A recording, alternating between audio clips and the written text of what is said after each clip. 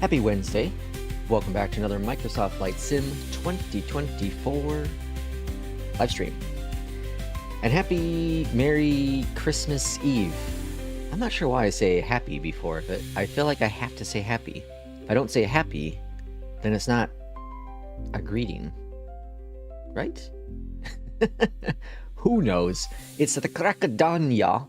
It's the crack of dawn here in the windy city of Chicago. And, well, we're here in Dallas, Fort Worth, Texas. And we'll be doing a flight, which we've done, I think, a couple times recently, or at least we've flown out of Dallas a few different times. So we'll be doing a flight from Dallas to W, George Bush, W. And, of course, we'll be flying for day number 2. Day number dos, we'll be flying in the EJET 170. And so I did a flight last night after the stream. And it went pretty much perfect, with the exception of, just as we were told in stream, the plane might just lose its mind on approach on final, and that's exactly what it did. It sped up. I was probably, at that point, maybe 2 nautical miles out, and the plane just like sped up, and then so I had to turn off auto throttle and manually fly in the plane. I remember that happening with another aircraft too. I think it's the 306. I think the 306 had a similar issue once upon a time, and I want to say there was another plane that had that same problem. Well, it will just start increasing its speed on final. Very, very weird. So keep that in mind if you are flying the EJET. Outside of that, that's the only issue I had yesterday on my second flight. The only issue. I think I'm getting I'm understanding the computer system a little bit more. The way it's been rebuilt here in 2024.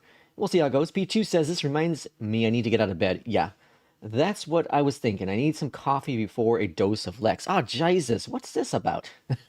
What's this about? King Bob, good morning to you. I know the airport well, is what our friend J. Russ says. Lex, it's a little early. It's a tad bit early in the morning. I concur. It is early. It is early, but I do work in like 5 hours, so, you know, we got to get a stream in today, right now, because if we don't get it in now, we're not getting it in at all. So, with that said, we'll be doing this flight here, and then we're going to try to do a second flight as well. We'll try to get 2 flights in, depending on what our friend APL can produce for us for a route, because this is the 10th flight in my route, and we'll see what happens. Wicked welcome in. Good morning. Just got done flying from Lexington to Atlanta. Ooh. You know, the home base should be Lexington. It just makes sense. But it's not going to be. I have no connection with Lexington, so there's no way it will be. Okay, so of course we have Beyondatc TCA going in the background. We're gonna have first officer going, and for the very first time in a while, we're actually gonna have New Sky going on the flight as well. So let's go ahead and get New Sky booked. That's good. Perfect. Let's go and jump to the cockpit of the EJET 170. I'm telling you, man, I know there's criticism of this plane, and there should be criticism of the plane. I'm not saying that there should not be. It's a work in progress. It's an experimental build. It's been way overdue. Way overdue. But that said, I think they put a lot of work into it, and 2 flights so far, and they've been pretty good. Pretty good. I was not expecting anything to be day one amazing with the experimental build. It's not the PMDG. You're not paying for a full product. From day one, they've always said it's experimental. Again, I'm not trying to shift any of the conversation that, you know, it's long overdue. I'm not trying to do that at all. But what I am saying is that they're showing progress, and significant progress, in my opinion. So I do want to give them the props they deserve when they do deserve it. I've been critical of like any builds with their optimization and, you know, whatnot with their planes. I do feel that Flight Sim Studios is doing the same thing. You know, their planes have always been experimental, and they're just improving upon that experimental build. And eventually, you know, in the year 30, 2030, we might actually have a fully functioning EJET. We'll see what happens, though. We'll see what happens. Either way, I'm having fun so far. This is the technically third flight I've had with it since this update, and I do expect to continue flying it. It is one of my favorite planes in the sim.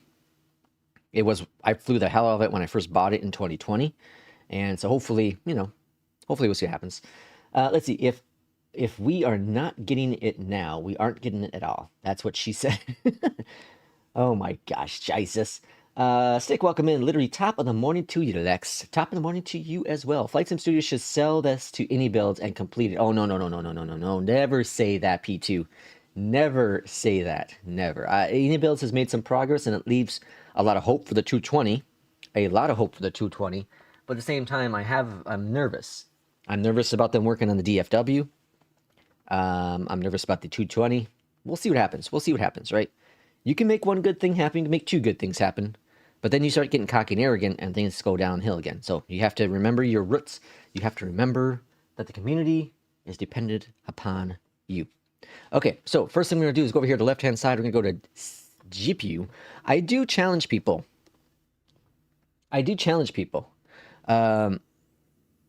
Now, I know Kip had a lot of issues with the EJET yesterday. I didn't watch much of his stream, just here and there, and then hearing other reports I've read in Discord and other people.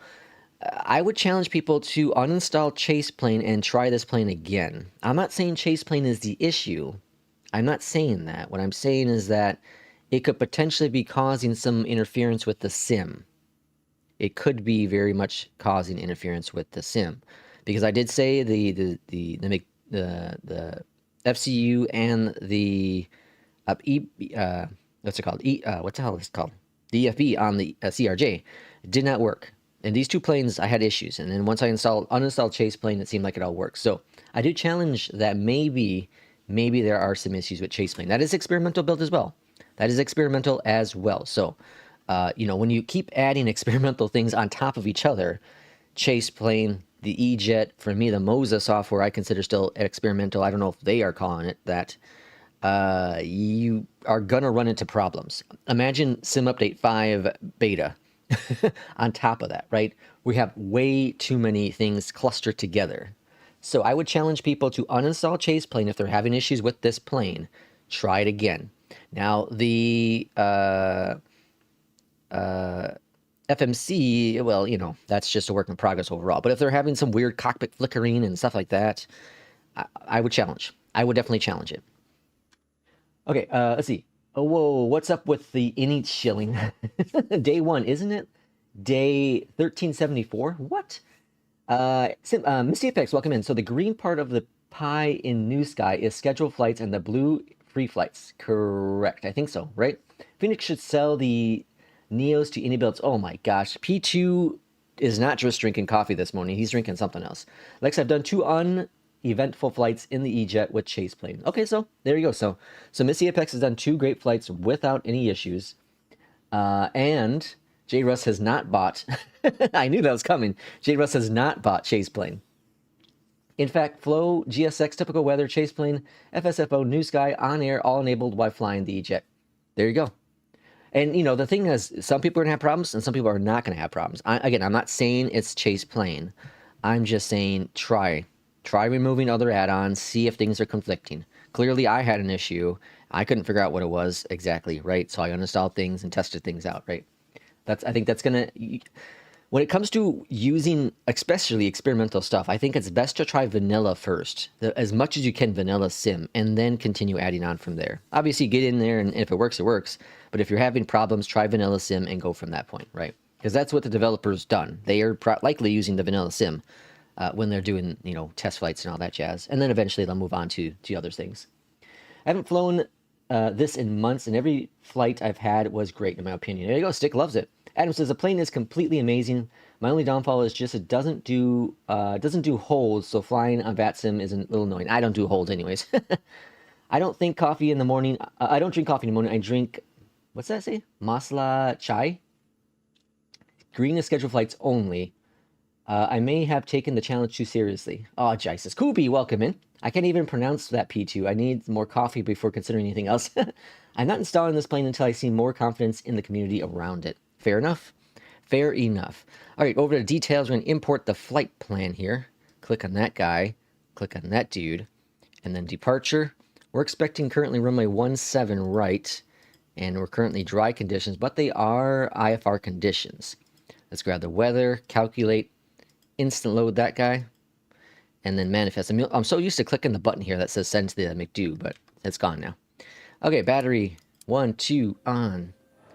Sterilized, no smoking, seatbelt sign, arm. APU firing on up. Nav, strobe, beacon, inspection, logo. All good to go.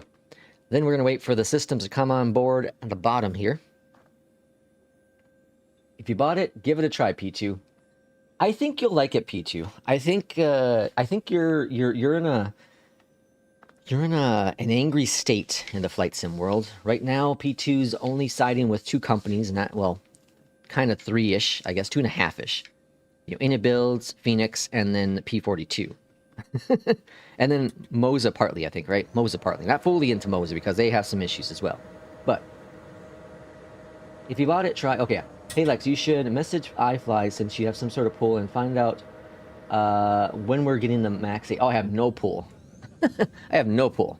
I'm just a lonely guy doing some streaming. Okay, so we're going to go over to flight plan here. No, that's not what we're doing. We're going over to what? Route? Here we go. Send it. Activate it.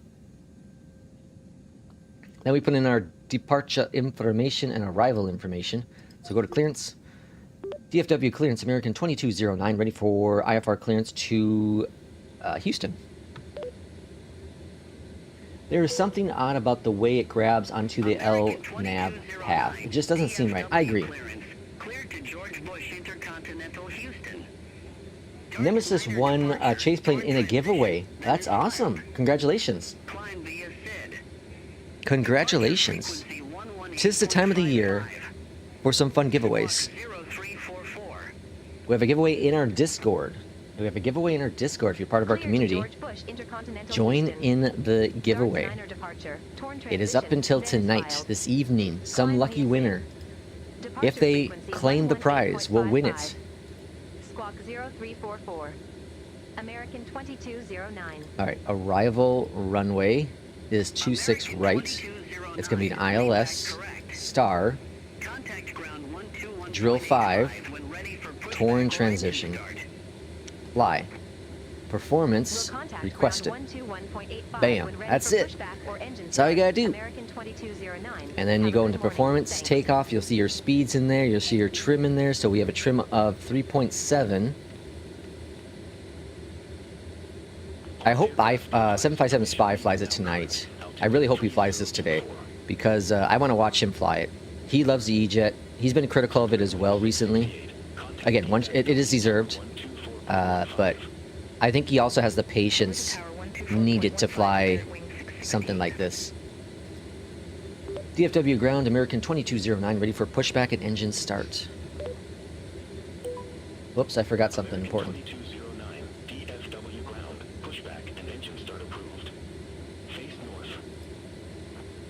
Download from SimBrief. Face north, American 2209. Alright, start. I forgot first officer.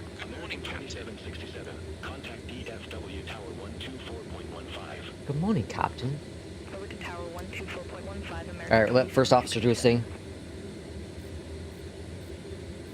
They say climb via the SID, right? Yeah, climb via the SID. So I'm gonna go put in 310 on the altitude.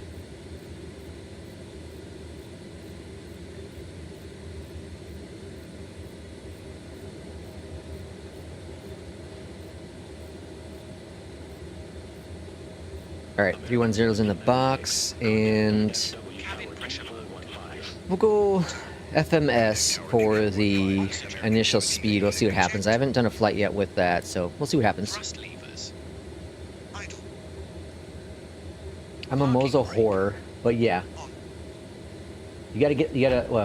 But yeah, you got the list right.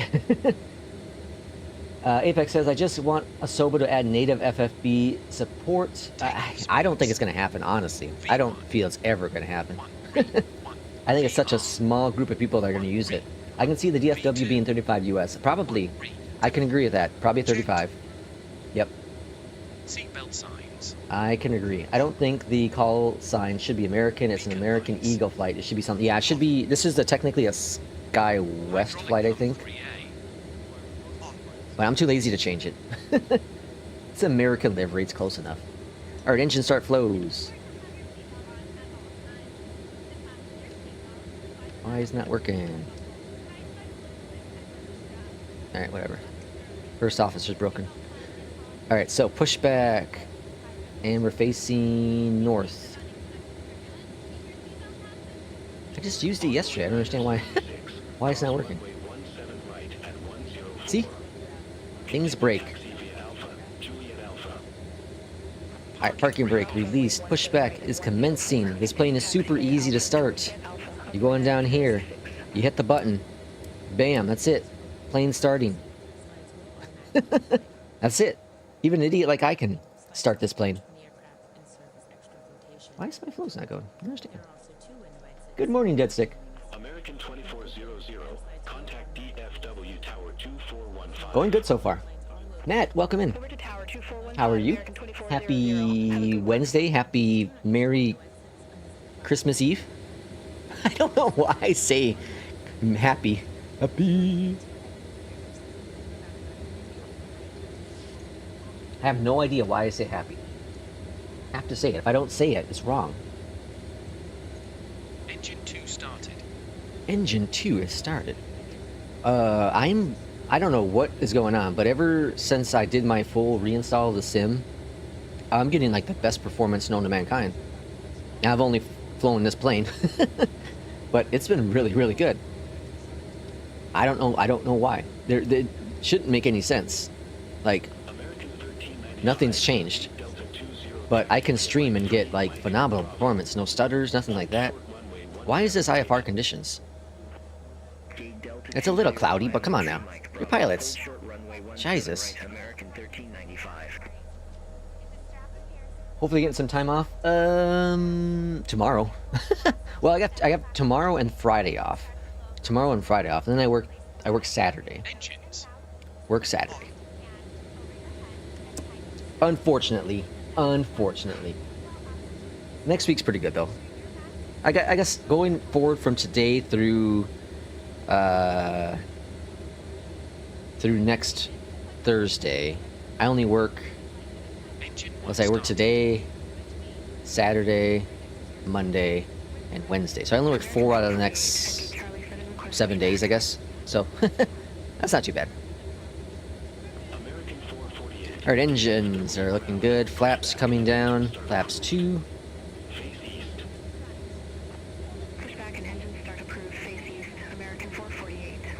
Any plane is easier to start compared to Boeing. 5 switches for 1 engine start. Holidays are going good. We're going to be doing our presents tonight, my wife and I. DFW ground, American 2209, ready to taxi to the active. Yeah, we're going to do our presents tonight. We're going to watch Krampus. It's one of our holiday movies you watch. A horror movie. So we're going to watch that. And do our presents. We're going to have some pizza tonight. Tomorrow. Why the hell? Oh, it's because I didn't have it turned on. I didn't have the Moza. That's why. I know that's why it's not working. If you start FSFO and don't have the peripheral connected, then it like doesn't understand life. We're supposed to go over to EJET. That's technically behind us. It's supposed to be right there, but we'll go over here.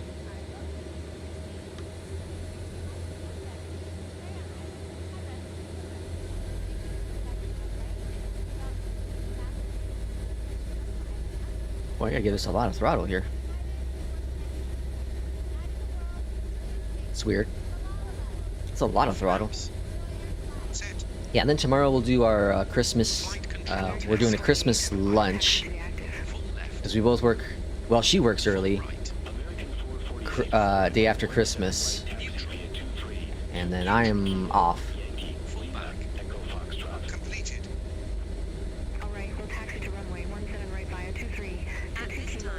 It should be fun. I'm excited. We don't really celebrate like a deep Christmas, but this one I'd probably be the one the most time we'll spend together on a Christmas. Probably.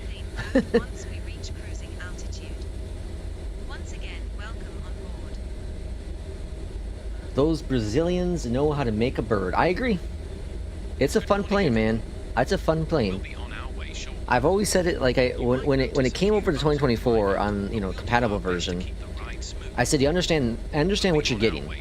Understand that it's not a full plane. Understand there's going to be hiccups, right? But it's a fun plane. I only own the 170, 175, but I think I'm going to end up buying the 190 as well at some point. I'm not sure if I thought it was on sale, but I guess not. So I'll end up buying the 190 at some point if they put it on sale again, and then I'll get the freighter version for free, which I don't know if anyone actually uses. I don't think the freighter version is technically being used yet, like IRL. But I want to support them.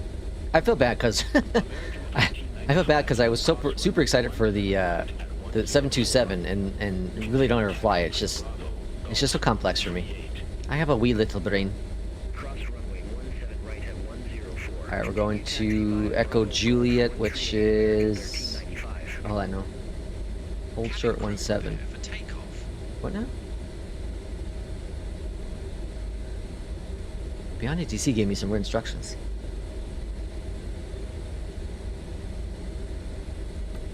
Last time we had a Spirit that was right next to us.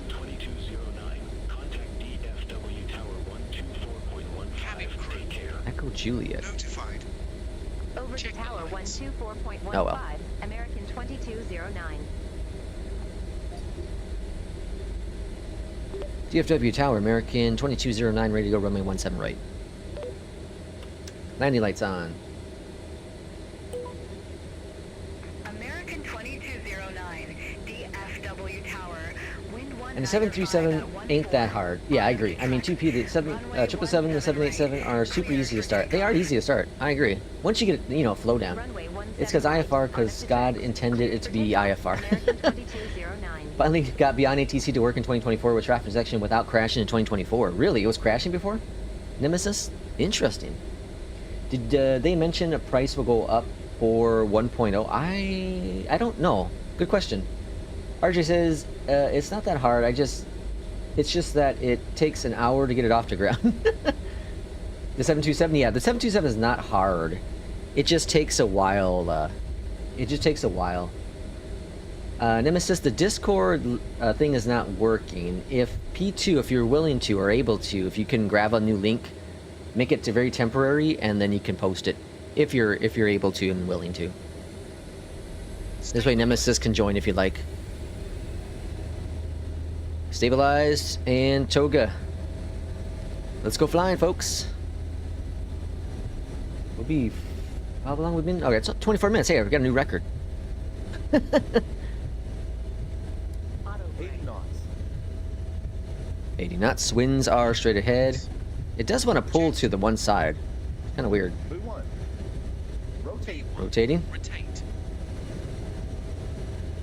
Positive rate. Whoa, a little bouncy there. I think I gotta adjust my curve. Gear up. 400 feet. 400 feet. Alright, let's go. LNAV's already on. Oh, it's already on too. Flaps up 1 notch. Flaps 1. Flaps up. Acceleration altitude.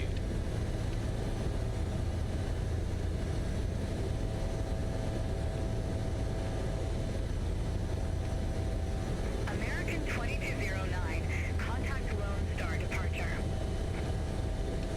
Contact Lone Star departure. American 2209.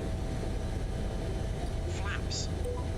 Lone Star departure. American 2209. Good morning. 3,600 feet. That flight director's kind of out of control, isn't it? American 2209, Lone Star departure. Oh, auto throttle's not on. That's. What's the airspeed? I was like, why are we going so fast? I forgot to arm auto throttle. Jesus, folks. Maintain 15,000. Okay, I gotta get a first officer check on that one. American 2400, contact Fort Worth Center 132.85. All right, mostly stable departure. American 2400. Again, pilot error as it typically is. I gotta, like I said, I gotta adjust the curves a little bit. It's a little sensitive, just a little bit. I haven't had a chance to really adjust my Moza profile for this plane. I'm using the iFly profile still, which pretty much works with every plane. I like it. Works really well. It's got a good sensitivity to it, but I think I gotta adjust it just a little bit with this plane. Just a little bit. Alright, so the autopilot button does not work on hardware currently. It's kind of weird. So we'll turn on autopilot manually there. Landing lights, taxi lights are off. Webcam is off as well. Alright, good departure. Very, very good departure. Let's see. Let's see. Welcome in. Elmer? Right? Is that how you say it? Yeah, that comes up invalid. This stupid plane doesn't want to slow down. Yeah, that was my fault. That was my fault. What we need is Lex cam while flying an Airbus.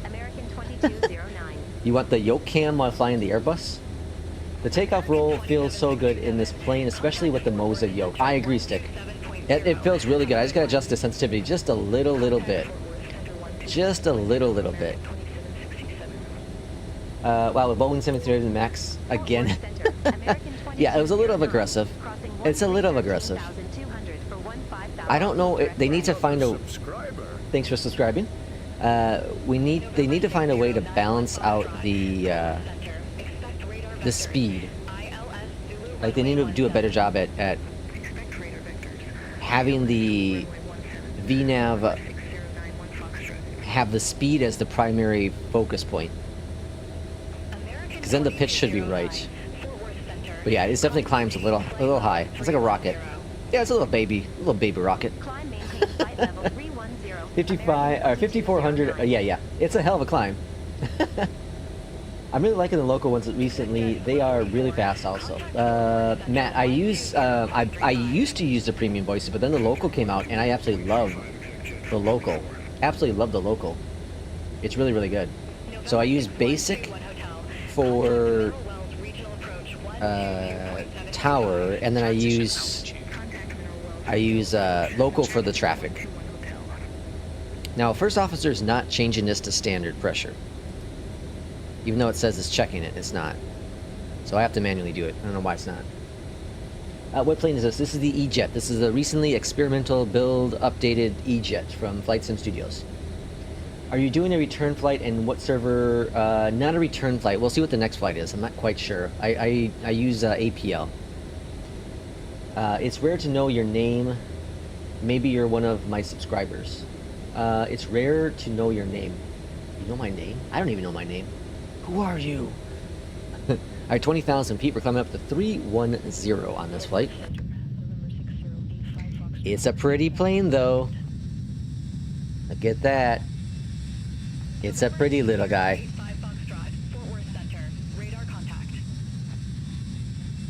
It's also one of the very few planes that doesn't, like, explode with sound when you're externally. A lot of planes just have the crazy loud sound on the external when you go external camera. This one does not. Gotta love it.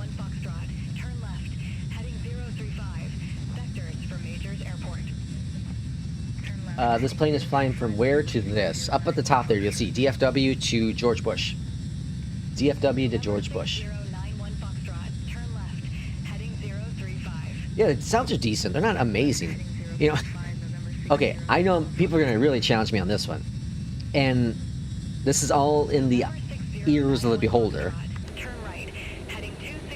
But I think outside of the landing noise, because there's really no landing noise right now for some weird reason, I think this plane has better sounds than the default pack for the PMG 738s. Again, I know people will challenge that, and again, it's up to the person themselves. I'm not impressed with the 738 sounds. Like, they're good enough, but I really want Boris to hurry up and come out with them. No, not the Max. No. The E170. The EJET 170. Again, I know people are going to challenge it. But Boris is overrated anyways. PMG sounds are the best. Ah, Jesus.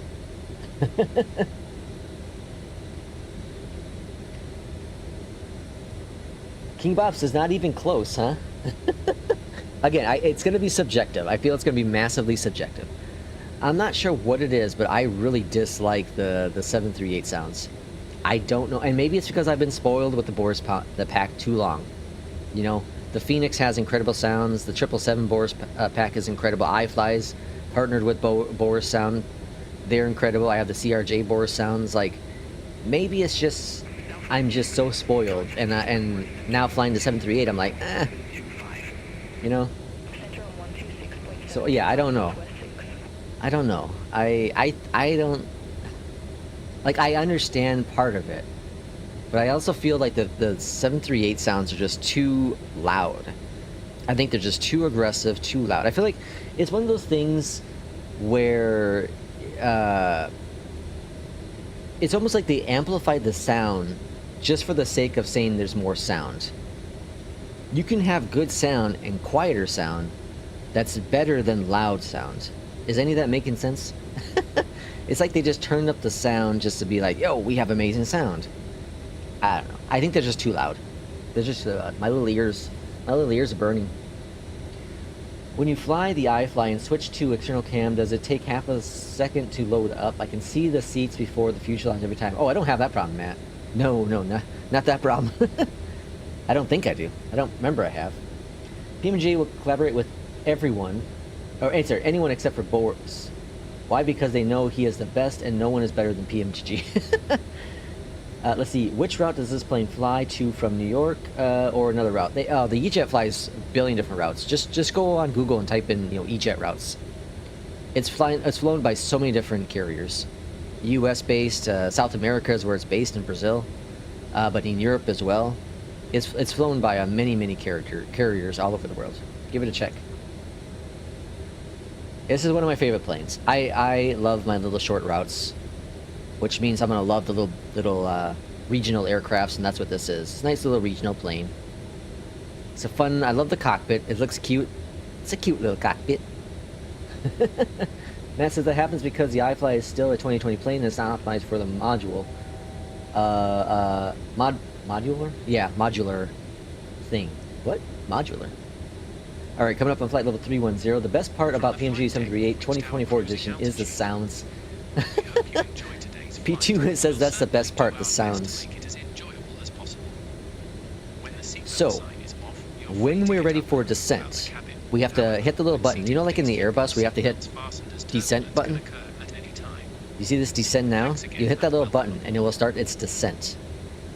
So, it will not automatically do it like the Boeings do. This is very much like an Airbus, where you have to hit the little button. I don't know how realistic that is compared to the real plane, but in this plane, in the sim at least, you have to hit the little button. One of the cool things I like about this plane is I know you can add this into the Airbus, right? Into the FENIX, you can do something like this, but it tells you where the top of descent is, so it's right up here. Now I've yet to have to change the arrival, so we'll see if it happens today, and if things go crazy. That was always a problem with the previous version of the EJET, is you couldn't mess with the computer because it was all based on default 2020 systems. That's all changed now. This is all customized by Flight Sim Studios. Let's see, P2, did you get the... Oh no, P2's not. I'm not paying a single dollar of my money to the donkey hole. P2 is on a angry streak right now. He's just very angry right now. It's like P2 has morphed into Will. I love Will. Hope he's doing alright. Alright, I'm going to plan for runway 36 right. Or sorry, 26 right. 26 right. I don't know if I've ever landed runway 26 right in Houston.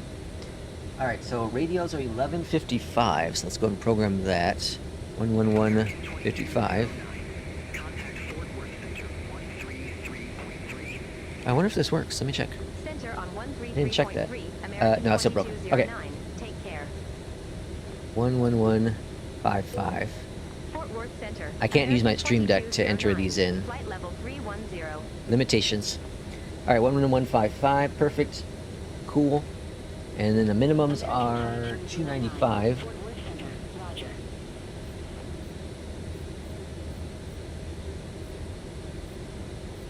That just jumps really fast. 290. Okay, And we are going to put in our descent altitude to go with. Oops, wrong button. And that's going to be 6,000.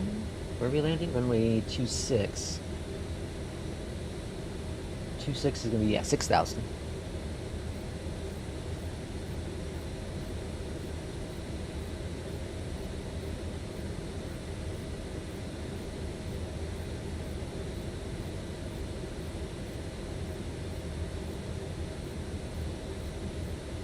Alright, and I'm going to disable auto throttle on approach for this one because I don't trust it. It got me a little worried last time. Let's make sure your altitude is set lower than your current before you reach top of the ascent, and the VNAV is engaged. Yeah. Just got there. I need to resume therapy. Try the next live using an airplane 737 next generation. Try the next live using an airplane Boeing 737 next generation. The NG. I'm probably going to keep doing the EJET today. For flight number 2, will probably be the EJET. What's going on, Mike? Or it's going in, Mike. What's going on, Mike? Welcome in. Happy Wednesday. Happy Merry Christmas Eve, if you celebrate it. MCDU. MCD. Set. Set.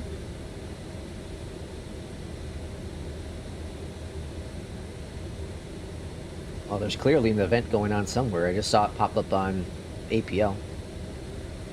Oh, there's a on Friday. There's an event. I can't remember where it is. We'll do that on stream though. There's an event in APL on Friday that was kind of cool. Look, there's a nice short little 200 whatever nautical mile flight.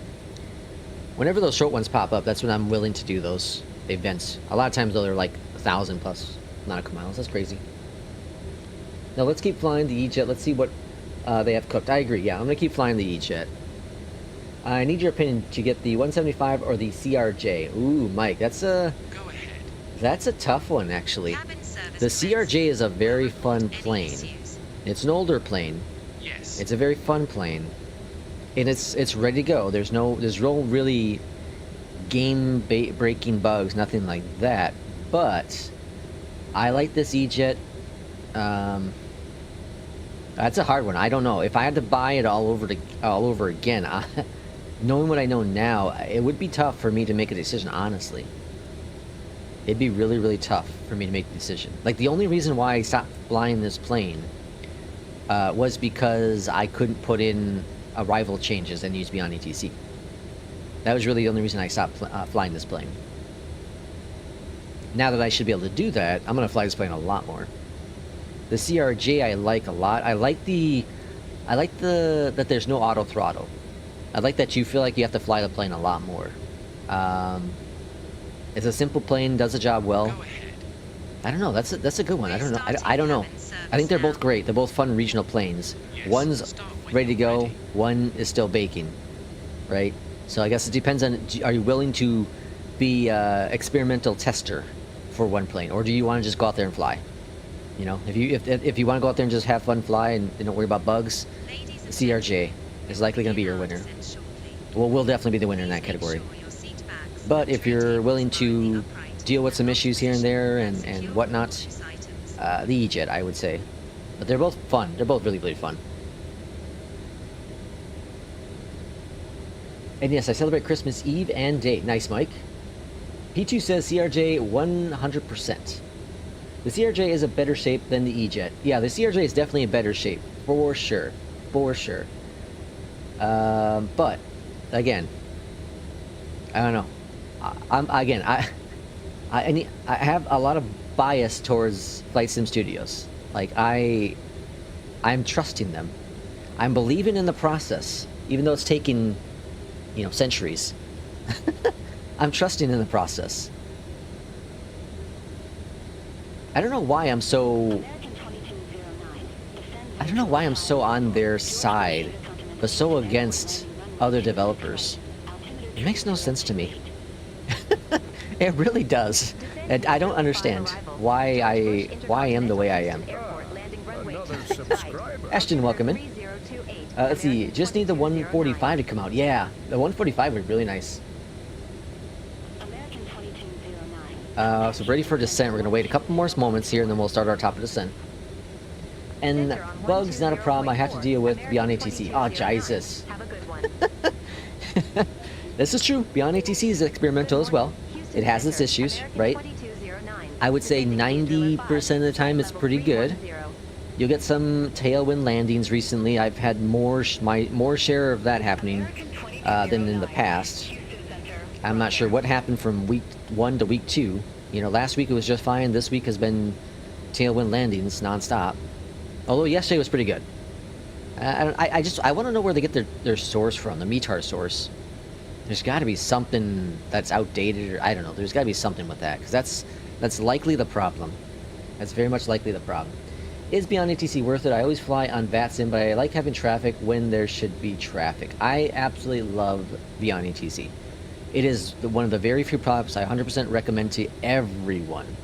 For a one-time purchase of $30, this thing is incredible. You know, it's an amazing add-on. It adds so much. It adds so much. There's so much to the sim. Let's see, descend is coming up next, right? Yeah. I'm just looking at the thing here. It says we're maintaining where we are. Top of descent's right there. Is it like flash on here? Top of descent? We'll have to keep an eye on it. We'll see what happens. I really have to try the CRJ. It's been in my hangar for a couple of years, untouched. Oh, really? Oh, it's a fun plane. Give it a shot. The CRJ is a fun plane. I enjoy it a lot. I really, really do. Oh, hey, it's... Oh, whoa. It did it sense on its own? Okay, cool. Nice. I didn't know that. Yeah, the flight yesterday, I didn't set the altitude.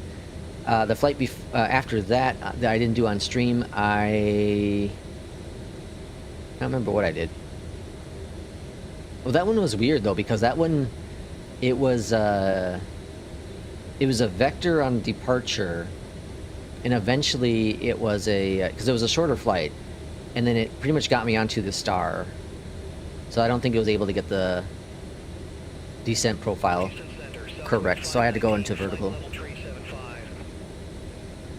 The 175 is my favorite when I travel in the summer.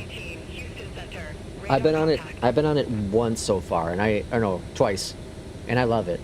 It's a great plane to be a passenger on, for sure. It's a cool plane. I'll probably, I don't know, I'll have to see what finances, but I want to go visit my mom in February. And I like to travel on plane versus flying. I mean, flying. I like to travel on plane versus flying. I like to travel on plane versus driving. But we'll kind of see at the cost and all that. Airshare 60, Houston Center, copy. Dude, you're landing at my home airport. Oh, nice, Mike. Your home airport's going to be, or is, George W. in Houston.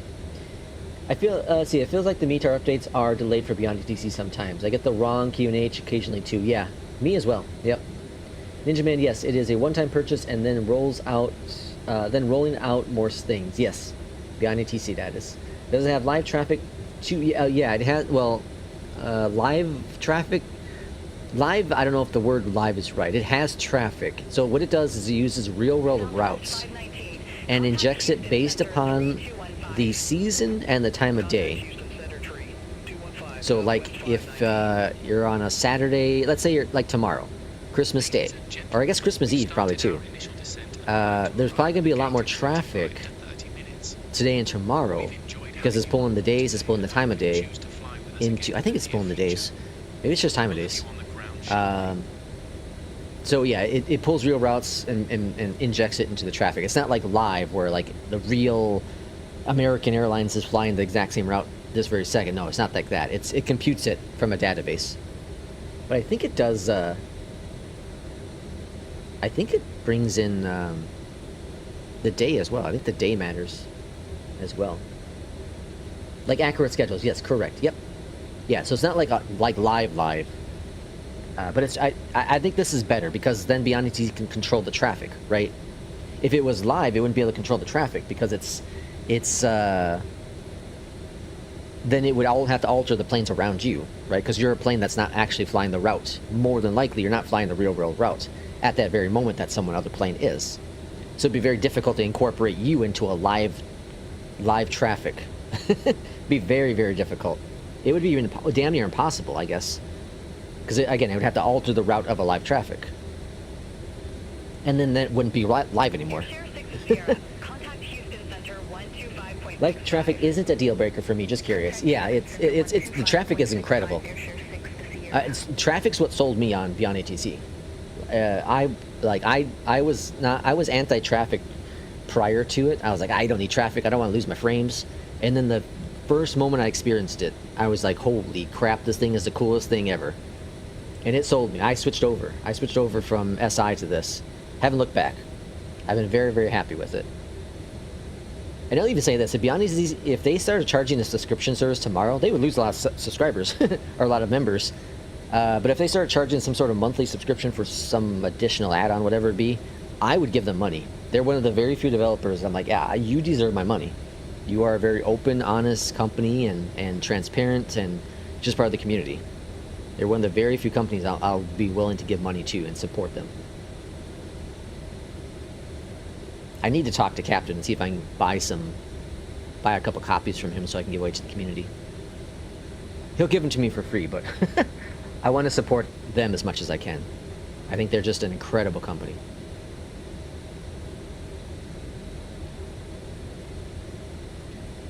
Let's see. No, built in you have a third-party traffic, I guess. Yep, yeah, FSLTL or AIG. Yep, or AGL. Sorry. Above all, I want traffic instead of my dead flight sim flights because I do a lot of regional hops. Yeah, it'd be a good one for you then, because then you can do the flight, and then if you need to, you can disconnect from Beyondatc and then go that sim, right? You can easily do that, or vice versa, because you can do it in route. You can start the flight in route with Beyondatc as well, and it'll just ask you like what phase what flight phase are you during the flight, you know, climb or arrival, whatever it be. It's pretty accurate. They just don't update it daily, but sometimes they're pretty accurate, and they update the traffic data quite often. Yes, I want traffic, but Beyondatc. I want a lot of traffic, but Beyondatc done. Hold on. Like set to their schedule database, and they update it. Yep, every so often new schedules. 6190. Contact Houston. Approach 2435. I might pick it up. How is it on performance? Well, so it's really dependent on your system. It's really dependent on your system. I run at 5. I run everything at 5, and you're gonna lose. You're gonna have FPS hit. You're going to have, regardless of what traffic service you use, you're gonna have an FPS hit. So I would say I would lose maybe 10%, depending on the airport, depending on the time of day, because of traffic. And I don't like that I lose that, but you know, again, that's part of the deal you have. If you use like FSLTL injection itself, you're going to lose FPS. If you use AIG, you're going to lose, you know, performance as well. FS HUD uses, you know, other injectors, including the flight sim injector, and you can lose FPS. Like, they're all about the same. They're all just about the same. Now, some of them might do better with more traffic. But I feel like Beyondatc does the best kind of mixture in terms of like between FS HUD and, well, FS HUD doesn't inject it, so it's not really a fair assessment. Never mind. I'm not going to even assess that because it's not fair. I guess it depends on the airport. For some, I like Toronto, London, New York. I get a ton, but at 8, but I don't get much at even 10. Yeah, some airport, it does depend on the airport, for sure. King Boss says either Beyondatc or Moza needs to fix the stutter issues when Moza software is turned on. Agreed. It's a SimConnect issue, so they have to give us an option, and they're not going to. But Beyondatc needs to give us an option to have everything go through FSLTL. That would open up the pipe. Or Moza needs to give us an option to go through FSLTL. And again, that's not going to happen. So, we're kind of probably just screwed. Honestly, we're probably just screwed with it. Performance is pretty based on your traffic settings and how much you want. Yep. I have everything cranked to 10 and running FSLTL base models and love it. There you go. Nemesis loves it. Ninja's gonna pick it up. Cool. Glad we were helpful. American 2209. Contact Houston I think it's one of the best add-ons you can get. Again, one-time purchase. There are, there's competitions out there. There's SI, which is subscription-based. Now, they did lower their cost recently. They did lower their cost of their subscription, so now it's, now it's, what is it? I don't know, $16 a month or something, which is reasonable. Which is very much reasonable. The thing, though, is that you can get something very similar for no subscription. With either FS HUD or Beyondatc. That's where I have the problem with being like, yeah, I'd recommend getting SI. I recommend trying it. Here's a free 24-hour trial. I recommend trying it. I've said that from day one. I've said this. I made a video over a year ago now. And this is where things kind of just went to hell with my relationship over there at SI. But I made a video and it was comparing, all the phases of flight and which one was better at the end is what I said. And I said, well, I recommend everyone buy Beyondatc because Beyondatc is a single one-time purchase. You buy it, you don't like it, well, you're out $30, but at least it's just a $30 purchase, right? Which is a lot of money to some people, but I think you'll like it, okay? And you'll probably end up using it. I also said everyone should try Beyondatc, and I used the word try because it's a subscription-based product. Try it for the 24 hours, try it for a month. If you don't like it, you're out the $15, whatever. But at least with Beyondatc, if you don't like it, okay, I'm gonna wait a couple months and try it again. Well, you're not gonna pay again. It's yours, right? It's your piece of software. Whereas SI, try it for a month. I don't like it. Come back 6 months later, you gotta pay $15 for a month again, or the 24-hour trial if it recycled for you, right? That's why I've always said everyone should definitely try SI. Everyone should definitely try it, but everyone should buy Beyondatc. I will always stick with that. There's no reason not to. I think it's the most fair assessment you can possibly have between the two products. I will never ever say everyone should buy a subscription to SI. Everyone should buy a subscription to On Air. Everyone should buy a subscription to whatever the hell that new scenery thing is called, right? I will never ever say someone should buy a subscription to something. I'm not going to say buy a subscription to Navigraph, right? You can use the in-game charts for Navigraph. I use Navigraph because I prefer it. It also has the ground maps where it tracks you on the ground.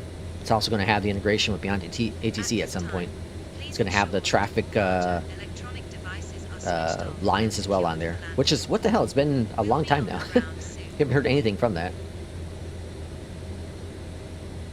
It's hard to say everyone should buy a subscription to something. But there's very few products I say you should, it's a must own. Very few products out there I say it's a must own. And Beyondatc is one of them. For sure. I will never change my thought on that. Let's see, Washington I have 10, it's dead, and LAX I have 10, it's dead. Well, that's interesting. You have FSLTL installed, right? We'll see what we have. Barry, welcome in. I have traffic set to 5 and I got long queues. Yeah.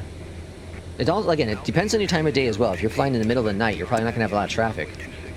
Also, keep this in mind. If you do change the time of day in the sim, make sure you do it before Beyondatc, before you start Beyondatc. I don't know if it's a bug or what, but I find that if I don't... I find that if I do it before, if I change the time of day, or the day, or weather, or something like that, during Beyondatc, it may not inject the traffic. So, but I almost always use live time. Yesterday was an example where I changed it, because I wanted to fly this plane and see it. I just wonder why stutters don't happen with SI and the Moza. Well, I'm thinking the way... I don't know exactly how SI does it. Their traffic is based in the cloud. And it makes sense. They have to have theirs based in the cloud because they have multiplayer. They have to have it so their servers are controlling the traffic. They're injecting it into your sim. Whereas Beyondatc, all the traffic's locally produced on your system, right? And it's not the performance issue I'm talking about. It's just because they're injecting all the planes and calculating all the paths, and it's pinging the planes. Whereas with with SI, since it's offloaded on someone else's server, it's not consistently pinging. It's like multiplayer, right? With like Call of Duty or something like that. It's just keeps an eye on where the players are. So it's not consistently pinging the CPU. It's just pinging the network to verify, all right, that's that. The player's there, the player's there, the player's there, the player's there, right? Beyond ETC is pinging the plane and telling it what to do every single time.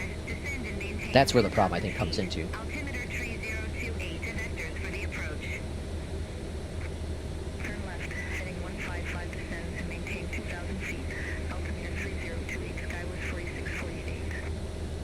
Beyondatc is the single best add-on I purchased for Msfs. Yep, I agree with you, Matt. Maybe I try studying the 5 to 8 and see what happens. 5 should be good. Is traffic good in SI? I haven't used it. Is Beyondatc a membership, and is it available for Xbox? Not available for Xbox. Not a membership. And Beyondatc is still in experimental state. And they have more to build to come. Yep. Soon to come VFR. There's a low traffic at the gate too. Yes. Yep. There'll be traffic at the gates. You'll see them push back with a tug. It's kind of cool.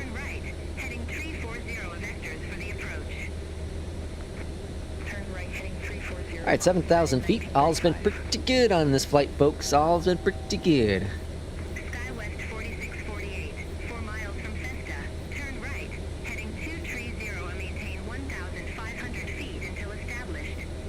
All right, we're gonna go to heading mode here, as we'll be getting our vectors momentarily. And we're clear to 6,000 feet at Skiller.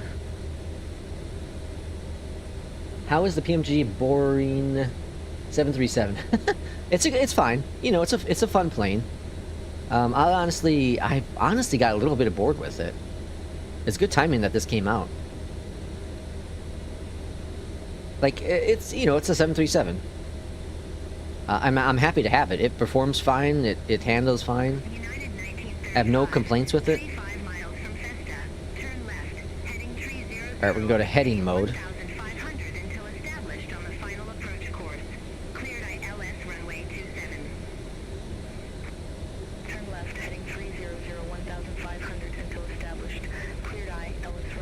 Okay, all stable. Let's see. Are you running the FSFO injector or just the base models? Beyondatc said don't run the FSFO injector because Beyondatc has its own injector. Yep, that's a good thing as well, Nemesis. I'm going to run Merry Christmas Eve. Thanks for coming in, Mike. Merry Christmas to you as well. Have a great rest of your day. Great holiday. Oh, we're clear for the RNAV. I didn't even pay attention to that. We're clear for the RNAV. Oh, shoot. What is the RNAV? 26 right. Houston approach, American 1804, 9,200 numbers. American 1804, Houston approach, altimeter tree 028. It says I'm clear for the RNAV. Do I just... Where do I go? Do I go all the way to the end? Did I go to Hootie? And then swing on in?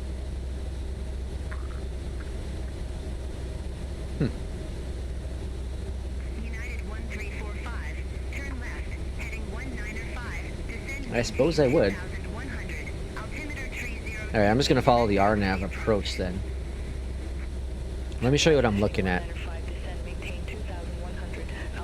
Flight plan here, and then we're going to type in KIH W. So the arrival is an RNAV. Which one are we doing? Drill 5. Oh, not arrival, approach. 26 right. Yeah, so we said Beyondatc says we're cleared for the RNAV approach. I didn't program the RNAV approach. I programmed the ILS. So the RNAV's here. So I guess I come in from here, just come in all the way straight, and then just follow this on in. Right? That'd be the RNAV. I suppose I could program it into the system, but I don't feel like it. I don't feel like it. So I'm just going to go on out here to Hootie, and then we'll come on in, swing in for the arrival. Alright, while we're here, I guess we can look at the runway airport information. So that's going to be... Which one is this one again? That's gonna be parking north runways overview. Yeah, here we go. So we're landing 26 right, which is right here. Swing on in for the swinging in around here, and then we'll find a gate. We'll probably just park right here, just make it easy. Work in progress. The one thing, if the default charts added in the ability to track your plane on the ground, I would probably kill off Navigraph tomorrow. Although I have it for a year, so I might as well use it, but I wouldn't subscribe to Navigraph again. So hopefully they add that at some point. Clear direct square. Cross square at or above 6,000 feet. Let's see, that was my issue with Beyondatc TC crashing. Oh, the injector? Using another injector? Beyondatc TC can ingest traffic using FSFO model based in the community. No injector needed. Correct, Barry. Yep. Just finished Christmas Eve dinner, sort of. Just finished dinner? Is Beyondatc TC better or same intentions? What do you prefer? Well, I haven't used SI in forever. I haven't used it in over a year. So, I'm not sure what updates they've done in a year that have made it better. Back when I was using it, when I made my switch over to to Beyondatc TC, I felt that I felt that Beyondatc TC was ahead of the game. But, you know, it's all personal preference based. Obviously, if you fly like VFR, there's only one option right now, but Beyondatc TC will be coming out with that at some point. I just like the no subscription. If SI was that much better, if it was superior in terms of its traffic calls and traffic, all the little add-ons they have in the background, if it was superior to Beyondatc TC, well, I might jump back over, but it's not superior in any way. It's very comparable. And comparable is not enough for me to be like, yep, I'll give you my money. I need a superior product. When I was using it, I was using the flight attendants, right? That was about it. There was no traffic at the time. But once I stopped using SI and got Beyondatc TC, I think the first couple days, couple weeks, maybe I missed the cabin crew. But then, like, I started realizing actually I don't. It was so much noise going on. Like, I have Cabby and I love Cabby. I think Cabby's great. I don't use it. It's too much. Between Cabby, First Officer, Beyondatc TC, if you're watching something in the background or if you're streaming, right? There's just so much going on there. It's all the voices in my head. That's too much. Alright, we're gonna give it a couple more seconds and we're gonna turn to the right. I use both. I find ATC is generally better with Beyondatc TC, are either perfect, no, but Beyondatc TC tends to be drunk more than SI. I love that you use the emote in there. I love that, King Bob. Having the base models and ejector for FSLTL loading in the community folder, as soon as I took off FSLTL injector, the sim stopped crashing. Oh, once you disable the injector? Yeah. Yep. Okay, let's go ahead and swing on over to the right.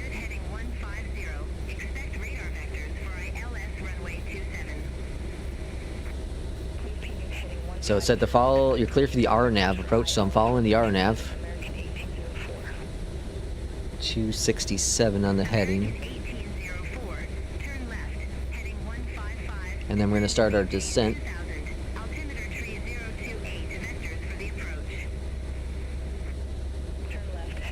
Oops. Alright, descent's in progress. Love Cabby, love when passengers screaming.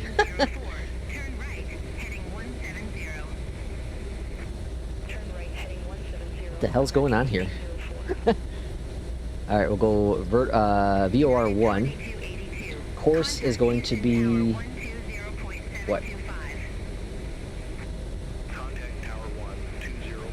267.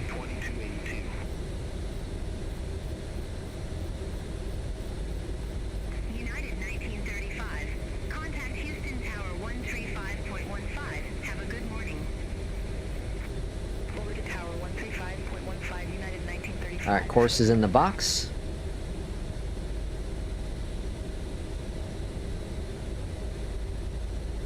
American 1804, 4 miles from Festa. Turn right, heading 230, Alright, there's our arrival at that point. So I'm gonna go over a little bit more to the left with a little tight of a turn. Swing on over, slightly off the RNAV. Just slightly. I should have just put the RNAV in there, but I want to have a successful flight. I didn't trust it. I did not trust it.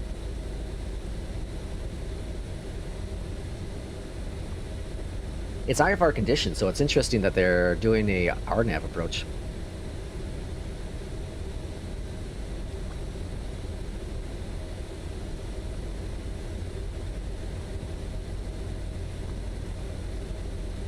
Again, we'll disable the auto throttle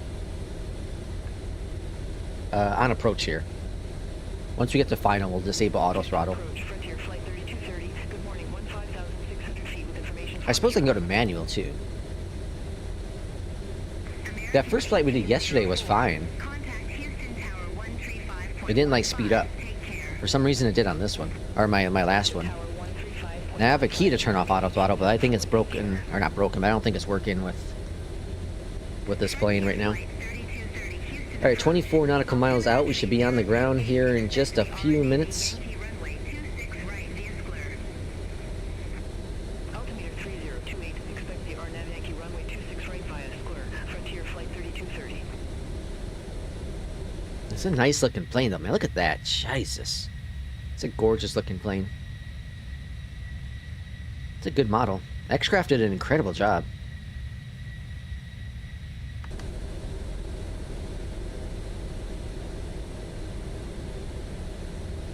I'm going to swing over just a little bit more to the left. I'm slightly off the RNAV. Slightly off it.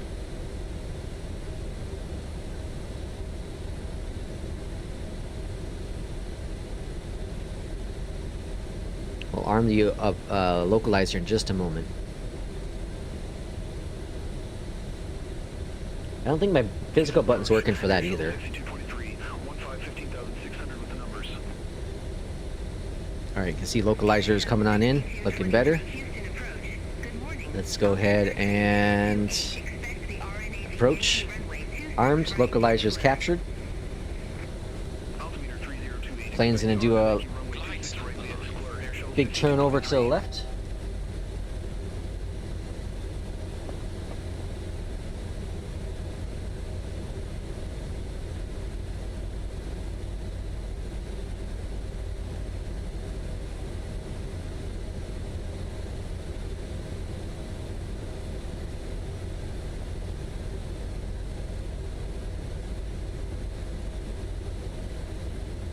Alright, looking good. That means we'll get glide slope in just a few moments, I assume.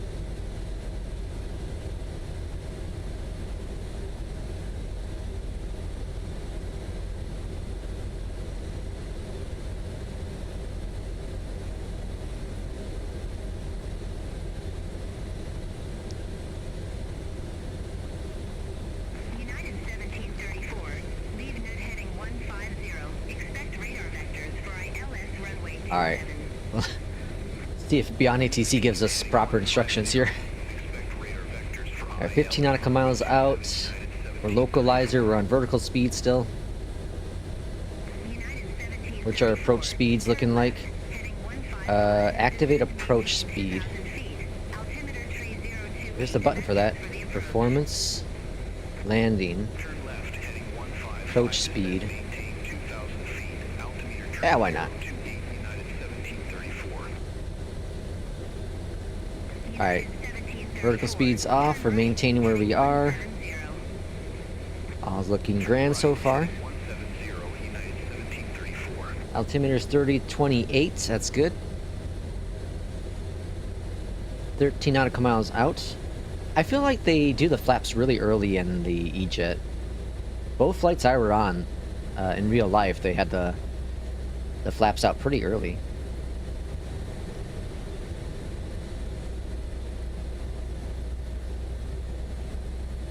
Alright, now just waiting for the glide slope to get captured. Any second now.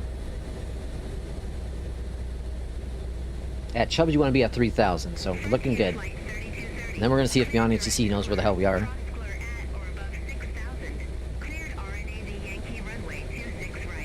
Alright, then again, on landing, we're going to exit to the left-hand side, if we actually do land. Above 6,000. Exit to the left. Yankee runway 26 right, Frontier Flight 3230. United 1734, 3 miles from Festa. Turn right, heading 255 and maintain 1,500 until established on the final approach course. Cleared ILS. Alright, let's go ahead and get flaps. Flaps 1. Turn right, heading 25, 1,500 until established. Watching the glide slope Runway 27, United 17. really tightly to see if it there it is, captured. Perfect.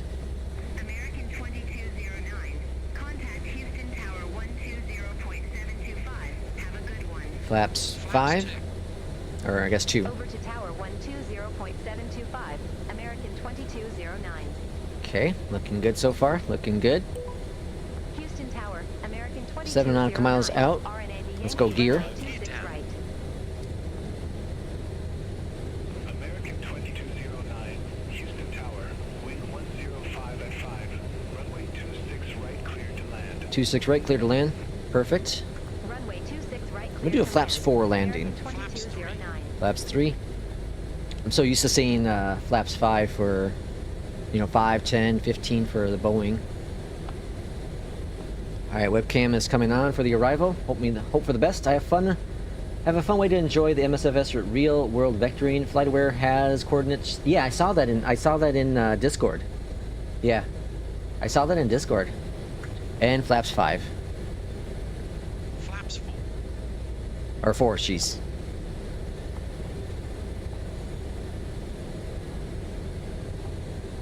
Cabin crew prepare for landing. Okay, can't see Jack. Let's see, we have fog. Pretty much all the way down. Gear. Checked. Let's see, can you do that on the channel? I could probably do a video at some point, but on stream I typically will do APL, one of the career modes. Alright, 4 nautical miles out. But thanks for posting it. I want to take a look at it. I haven't tried it yet, but I know what you're talking about. Jesus, folks. 1,000 call. Watch the airspeed. Little scurry. Don't screw up on me now, auto throttle.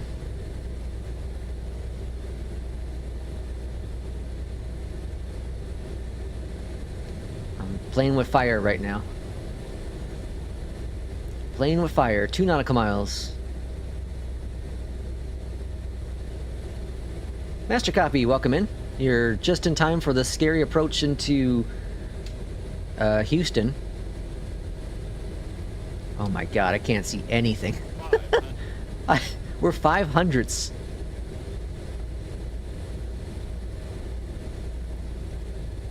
Holy crap, 400 nothing. Oh, I can start seeing the ground a little bit. 300, Just a little bit more. approaching Minimums, minimums.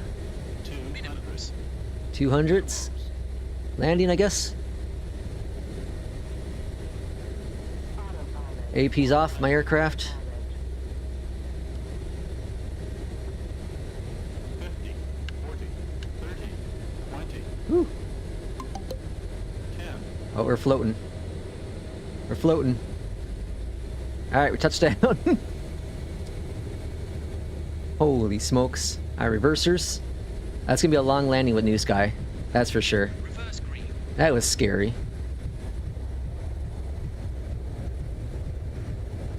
Alright. Well, we made it with the EJET successfully here to Houston 17 knots. with terrifying fog conditions. Couldn't see Jack. Holy smokes. American 20. Alright, flaps coming up. Exit left at November Echo. That was crazy. Exit left at November Echo, American 2209. Alright, landing lights are off. Welcome to Houston. It's not a Lex stream if we don't get Contact crappy weather at some point. 0.575. Jesus, alright, that was a test. That was a hell of a test. Irishman, welcome in. 11 months as a member. Welcome in, Irishman. Hopefully things are going good for you. Been busy with work and life. We hope Barry, I've never had passenger screaming. How do you set that? Yeah, there's a button in there. There's an option. It's in in one of the settings. It's in one of the settings.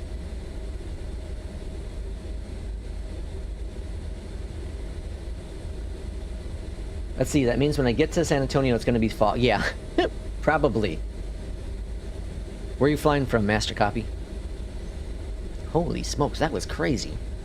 Well, that was a very good test for the EJET, though. Because it could have gone either really, really bad or really, really fine. Now, it came in a little hot. It came in a little hot, I felt.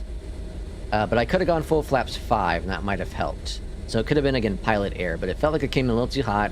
It also felt like it came in off-centered a little bit, right? Kind of like the PMDG 738 I've been experiencing. Just coming in off a little bit to the side.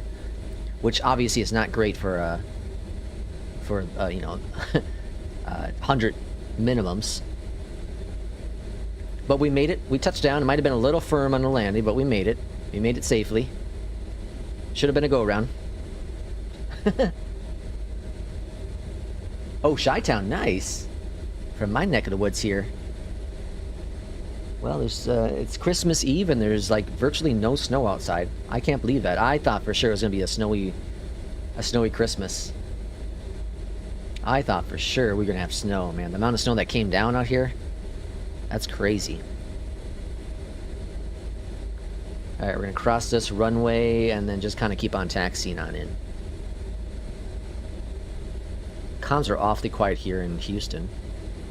After that landing, P2 is back on top. Your neck of the woods. Yep. In New Sky. Yeah. It's snow here in New York. You got snow in New York? Yeah, aren't you all supposed to get some nasty storm?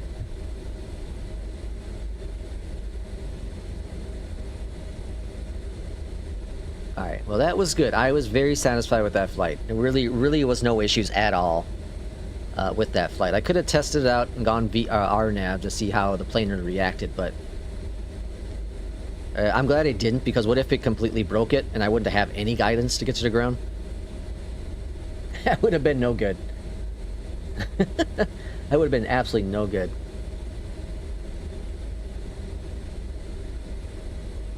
That was a very good flight. See, this is what I'm talking about. Everyone's going to have different reactions to how the plane's going to react. You know, and if you're doing things like testing out certain things, you may break it. Obviously, it's experimental. There's going to be issues. But if you're doing A to B, obviously the plane works just fine. God, you can't even see the terminals. I see a big old tower over there, but I can't even see a terminal. It's crazy.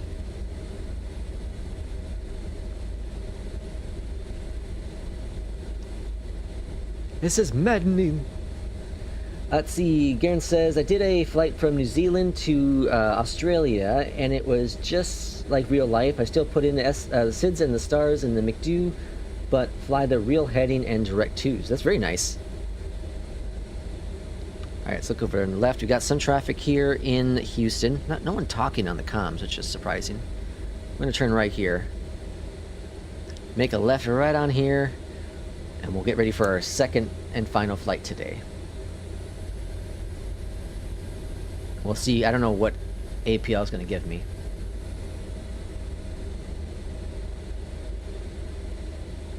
That's a dang good flight, though. I'm very happy with that flight. Alright, parking brake is set over here to the left-hand side. Go to GPU, and I think we have the APU already fired up, right? APU is at 100%. Cool. Go on down below here. Let's go and get our engines cut off. Okay, engines are turned off. We'll see what APL says and what News Guy says. Alright, so we're going to start with News Sky. Probably going to be a long landing, so 9. Ooh, 822. Ouch. Alright, something else went wrong, I think. Off center line, long landing, and then touchdown. Yeah, 379. So it was a rough touchdown, and it was a long landing where I lost it. 1196. Jeez. That's well beyond. Well beyond. Alright, that sucks. Oh well. It's life. What did APL say? APL says... Okay. There we go. 100. I'll take it. We get 100 with APL. That's what matters the most. 298. Yeah, so it was a harder landing for sure. It's definitely a harder landing. You felt the bump, but in those conditions, you know, you get what you get. All right, let's see what APL is going to generate for the next routes with American Airlines. And I want to get something that's similar to the same distance with this one. So I'm not doing this one. That Raleigh one would have been perfect on the bottom. Myrtle Beach to Charlotte. That might not be bad. Let's see, how many flights will I cancel out of this one? Dallas, San Antonio, Phoenix, Indiana, Syracuse. I'll probably need to cancel out on that one. This one as well. Anything that has a bunch of 5s, I'm probably going to cancel out the 5s. Like, skip the flights. So many.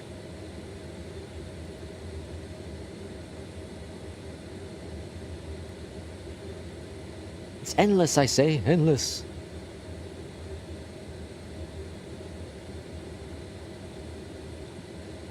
I'm also getting a lot of repeated flights, too, with with American. This wouldn't be bad, but then I gotta skip these other flights to get to it. There we go. Phoenix to Vegas. Omaha. Philadelphia. I'm gonna end up skipping probably these other ones. Although they might be good long tests.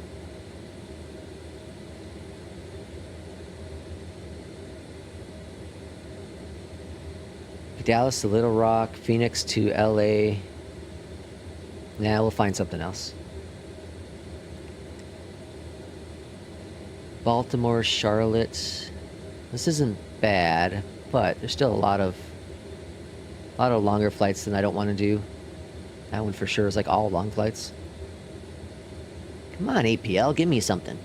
All right, whenever this happens, when I struggle to find something, I just re-click them and see if that does something better for me. That did jack nothing. All right, let's try a hub. Actually, let's do continuous flights. American. Where does American fly out of? Is there anything in O'Hare?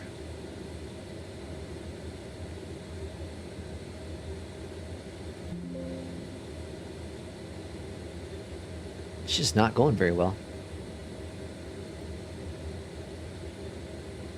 This is crazy.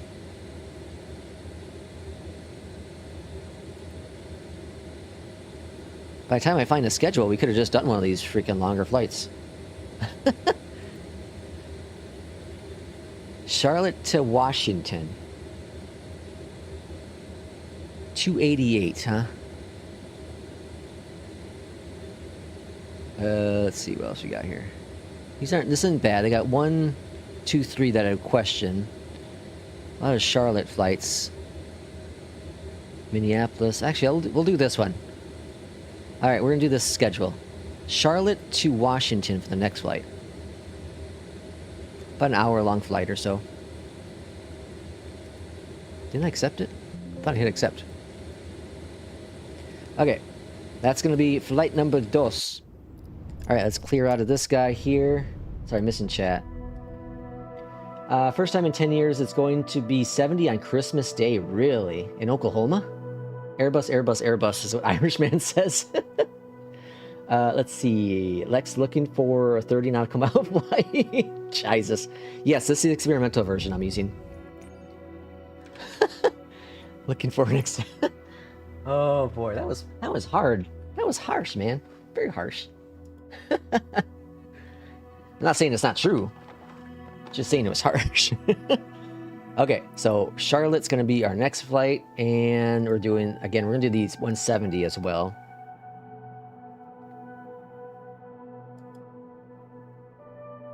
Oh, I like the EJET. I'm biased, though. I'm clearly biased, but I do enjoy the EJET. I think this update is very nice. I'll officially change it to SkyWest as well. Make P2 happy. Okay, and then dual, and we're expecting runway 36 right. 36 right is over here. All right, so we're gonna park right down over here. And boom, hit the button.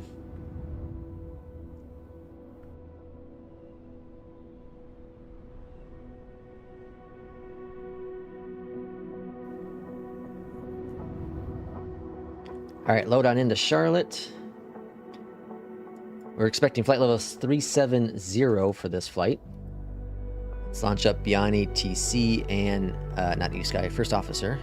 Already got New Sky up. Bing, bing.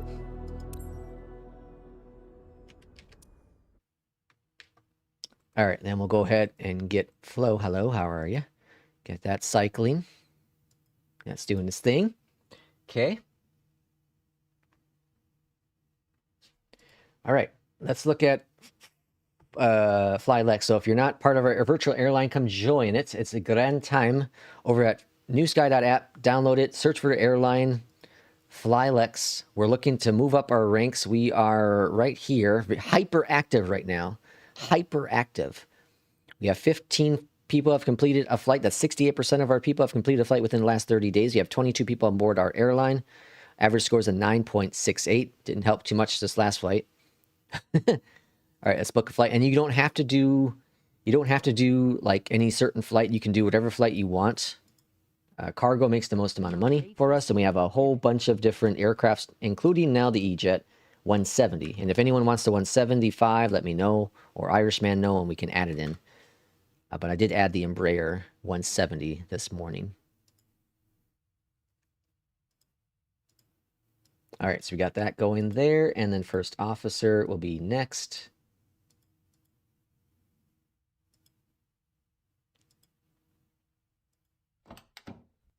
Good afternoon, All right, Captain. that's cooking.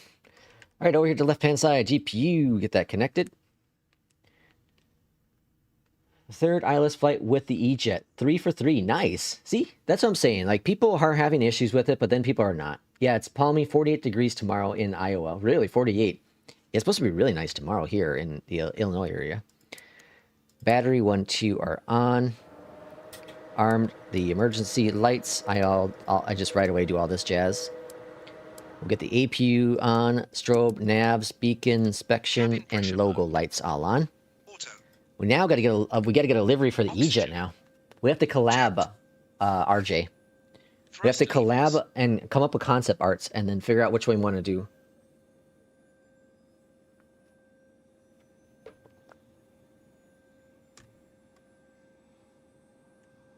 Idle. Parking. All right, just waiting for the system to boot on up here.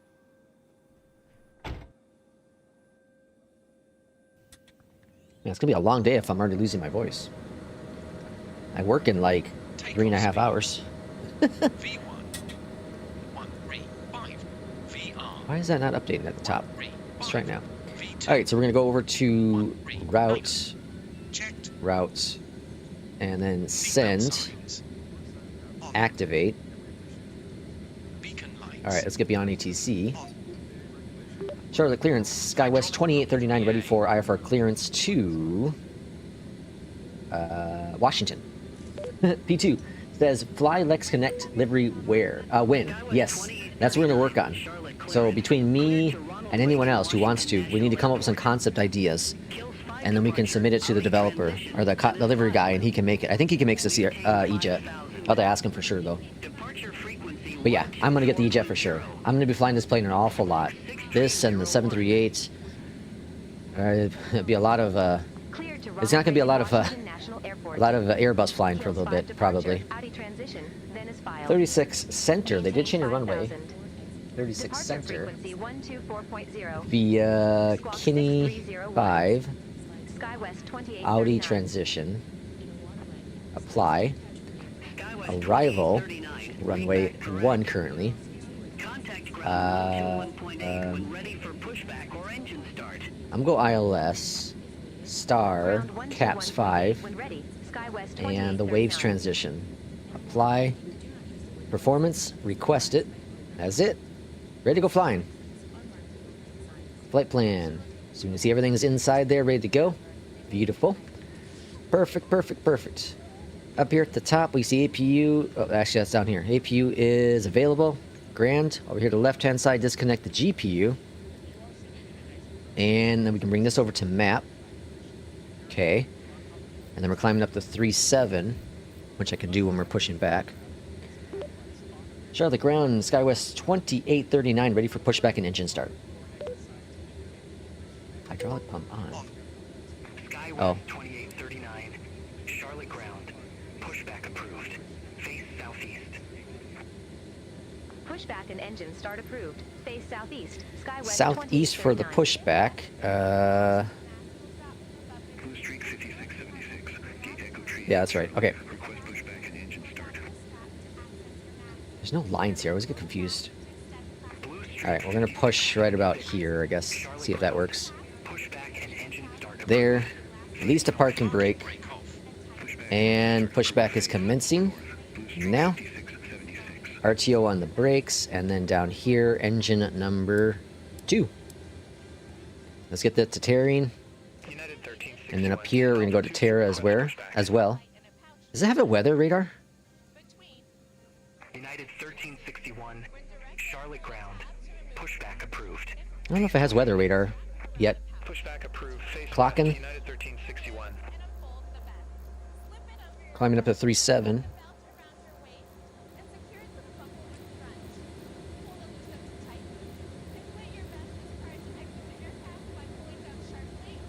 Alright, looking good, looking good. Rotations happening, engine number 2. What's the max range? I don't see it listed anywhere. Good question. Engine 2 start. I saw it on their docs page. I'll look at it here in a second. To Gate Echo 1 request pushback. I think it has a decent range. You know, it's regional. Piedmont 5742. Charlotte I think it has a nice, decent pushback range. approved. Face northeast. Alright, pushback.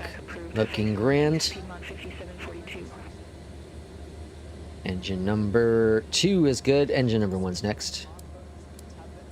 Performance. Takeoff. Flaps 2. Trim is 2. Did I start engine 1? Yeah. 2.5 on the trim. 2.5 on trim. And then flaps 2. 676. Runway tree 6 center Flaps taxi 2. via apron. Mike. Echo. Echo 1. Runway tree 6 center via apron. Alright, looking grand. Looking grand. 1 Blue Streak 50. Taxi lights are on. Yoke cam's on. Charlotte ground, Skywest 2839, ready to taxi to the active.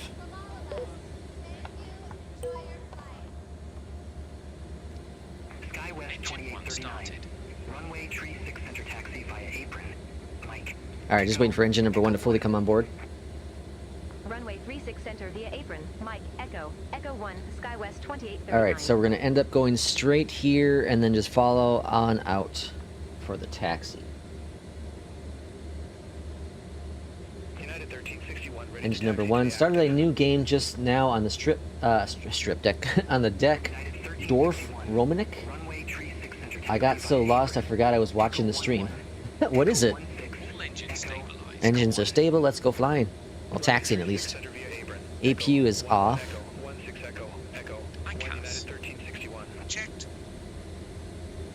Piedmont 5742, taxi for departure. Flight directors. 42. Runway tree 6 center taxi via apron. Flaps. Mike. Set. Echo. Flaps are set. At this time, Flight control test. electronic Mike, Echo, devices to Echo 1, airplane Piedmont mode. 5742. Larger devices, Full right. such as laptops, should be turned off and stowed for takeoff. Full back. You may use Neutral. smaller personal devices Neutral. in airplane mode once we reach Completed. cruising Completed. altitude. Once again, welcome on board. Alright. Taxiing on out. I wonder why these are yellow. Ladies and gentlemen, good afternoon fuel. from the flight deck. Is this normally yellow? The entire flight crew, welcome on board. For our Plane's like departure, a couple of light bumps bumping. are possible. Rest assured, Why is this so we'll bumpy? work to maintain a comfortable flight. American Once again, 1906. welcome on board. Gate Bravo 1. Alright, so we're taxiing via Mike Echo Echo 1. Hold short runway 5. Over to Gate Bravo 13, taxi. Let's make sure there's no planes. Look at the performance, man. There's a United plane over there in the distance. I'm not sure if that's going to come over to us. I'm just blown away at how good this plane just performs. Unless it was just my sim restart. Or reset. Could have been that too. I got to test it out with like the 738 or something. I'm just... Like, the performance I've been getting today... Yesterday and today is just crazy good. Crazy good. Alright, watching the ground speed. The 190 is getting a heads-up display. Oh, really? Interesting. Getting the HUD. All right, there's United. We should be ahead of them. They should be stopping to us. I don't think they're gonna stop for us. We'll slow down. This is the traffic awareness I'd like to see Beyondatc TC make some adjustments with.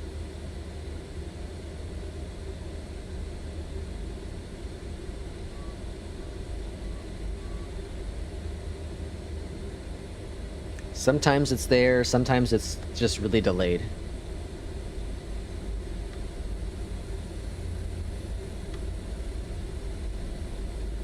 Alright, looking good.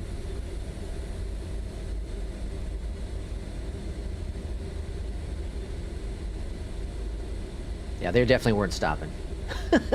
They were going full throttle. They weren't going to wait for us. Alright, remember to turn on auto throttle, you idiot. On departure. Maybe we won't nose up so high.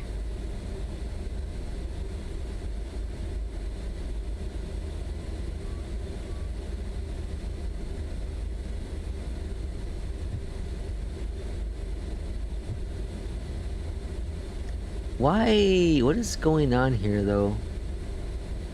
What? I just noticed that it's saying 7,000 nautical miles here. 24 hours. It's gonna be a long flight. I just noticed that. It's the right airports, right? Should probably check that. Is it the disco? Must be the disco. Runway 1. Yeah, it's gotta be just the disco that's causing that weird issue. It only says 170 scrap approach and heads up display. Let's hope they keep the promise because the longitude still doesn't have a working HUD. But the longitude is done by working title and the SOBO, right? Yeah, we don't have the fuel to go 7,000 nautical miles. I don't think this plane is rated for that anyways. I'm curious what the range is though. We'll look at the documentation from Flight Sim Studio. Studios is with an S. Alright, the United's holding. We should be able to take off after them. Are there any other planes around us? Yep, got American behind us. Charlotte Tower, Skywest 2839, holding short, runway 36 center, ready to go. Skywest 2839, number 2 for departure. Number 2. Hold short of 36 center. Roger. Hold short of 36 center for traffic. Skywest 2839. Alright, landing lights are on. Longitude has a working title, not a working HUD. Has a working title, not a working HUD. Cabin crew.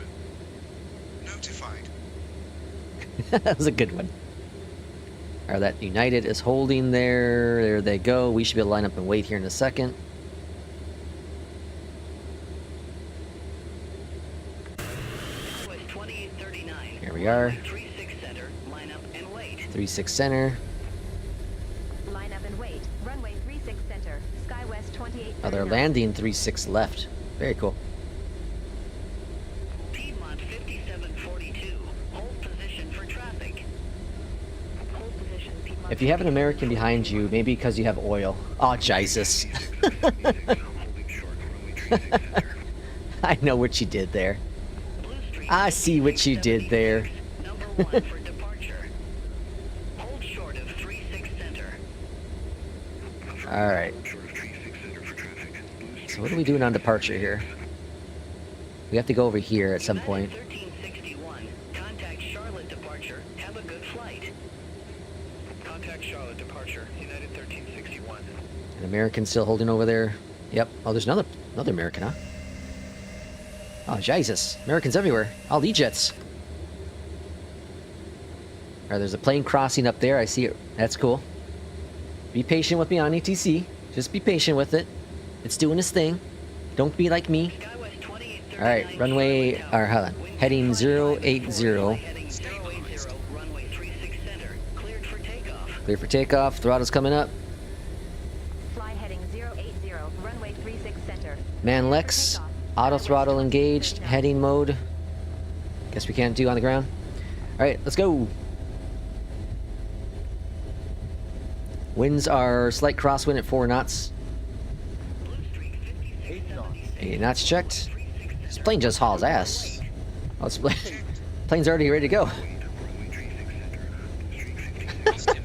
That was fast. Positive rate, gear up. Gear up.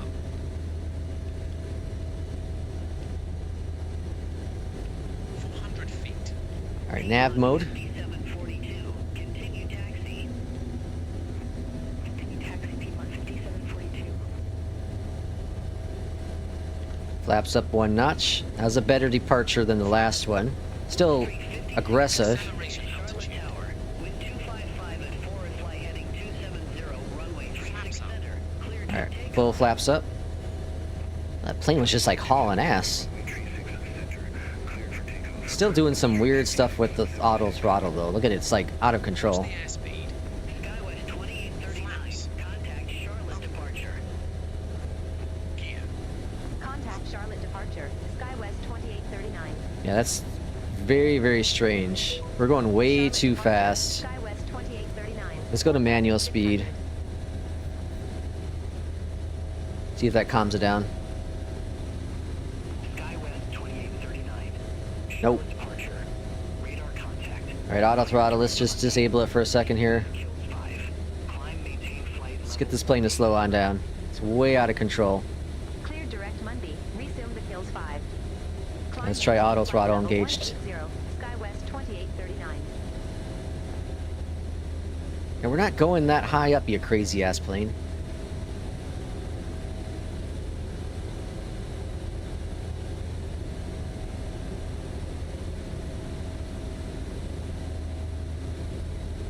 Alright, we're clear direct to Munby.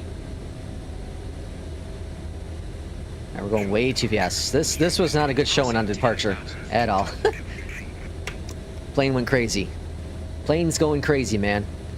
Alright, we're direct to Munby, so let's see if we can do that. We're gonna bring this guy here, up here, activate. This time the use of personnel electronics. Alright, nav mode. However, please remain seated with your seatbelts fastened. And then let's go to FMC. Bring down that nose. It's gonna increase it. Okay. United 1361. Contact Atlanta Center 133. I was trying to maintain 270. See you. Center on 133.15 United 1361. Have a good day. Alright, Autopilot on. AP's on. Yeah, that was a weird departure for sure. That was pretty crazy. It was like just, I don't know, rocketing crazy and I couldn't control it. 2839.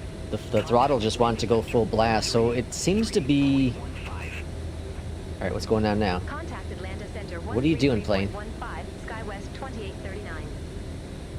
Alright, what are you doing, buddy? Atlanta Transition Center, altitude. SkyWest 2839.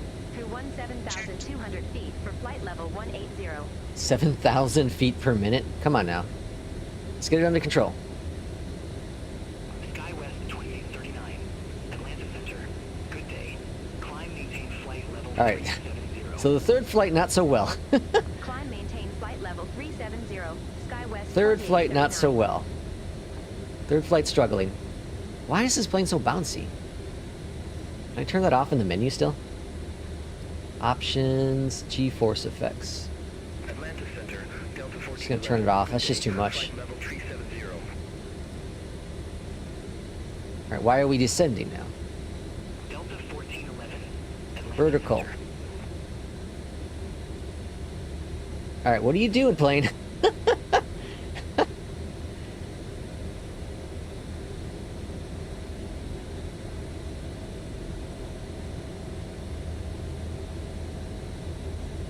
Atlanta Center. Kronos 5 Foxtrot. Good day. Alright, I'm just kind of letting it do its thing, seeing if we can figure this out. November 7325 Juliet. Atlanta Center. Expect NASCAR 1. I don't know if it's even following. Expect NASCAR 1. Runway 2 November. It's not even following. 325 Juliet. Oh, it's because I don't have autopilot on yet, you idiot. Kronos 5 Foxtrot. That's why. Atlanta Center. Oh my gosh. It was me the whole time. Oh, we're gonna get so many dings. I'm gonna just do it. Hey, I heard we're doing. We're cheating. We're declaring emergency with New Sky. I'm not getting dinged on those points. Take care. Oh my gosh, that was all me again. Pilot error again. It was pilot error again. I forgot that I can't push the button for autopilot. See, the autopilot wasn't working. Oh my gosh. That was all my fault. Autopilot was never on all that time. Delta 380, flight level. Oh, Jesus, folks. Alright. Yet again. Yet again. Pilot error. Alright, why is the fuel, though, in red? That's my concern. I loaded the fuel. Let's see what we're supposed to have here. So, payload, block fuel 74. It didn't seem to load it.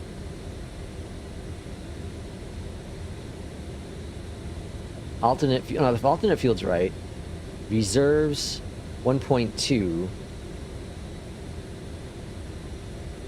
Atlanta Center, Delta 2634 Heavy, flight level 260. But it's only saying 1740 in fuel.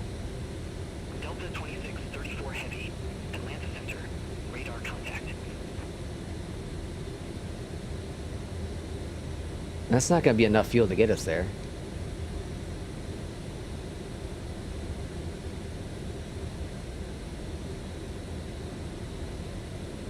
Why didn't it load all the fuel?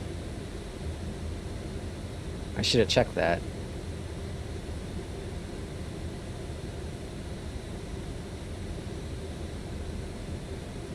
Alright, I'll keep an eye on it. That's not going to be enough fuel to get us there, though. Chronos 5 of Foxtrot. Alright, well... Jesus, folks. That's awful. 28.8 Chronos 5. Let's see, citation E195. I wonder if they're interested in making this available for native career mode. That'd be cool. Plane is like, are you coming with me? It's because the plane is trying to catch the path. This is the one issue it's had for a while. Yeah, Adam, no, this is all my fault.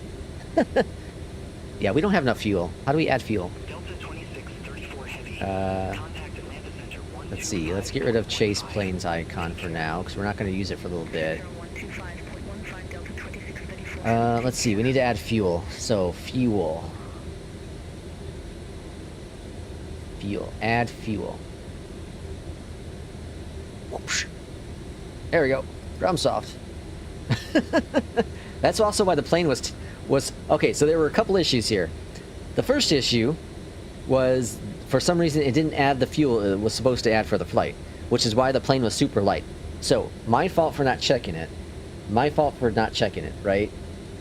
Number two, my fault also, because I thought I turned on autopilot, but because I can't use a physical button, my brain is programmed to use the physical button, so the plane was going all over the place. My fault on that as well. And you know what? I'm also gonna cheat, and I'm gonna kill out APL. I'm doing a total cheat on this one. I'll redo this flight. I'm not letting this plane. I'm not letting these issues cause me to have super terrible scores in APL and New Sky. I'm cheating. I'm cheating, folks. I rarely ever cheat like that, but I'm cheating today.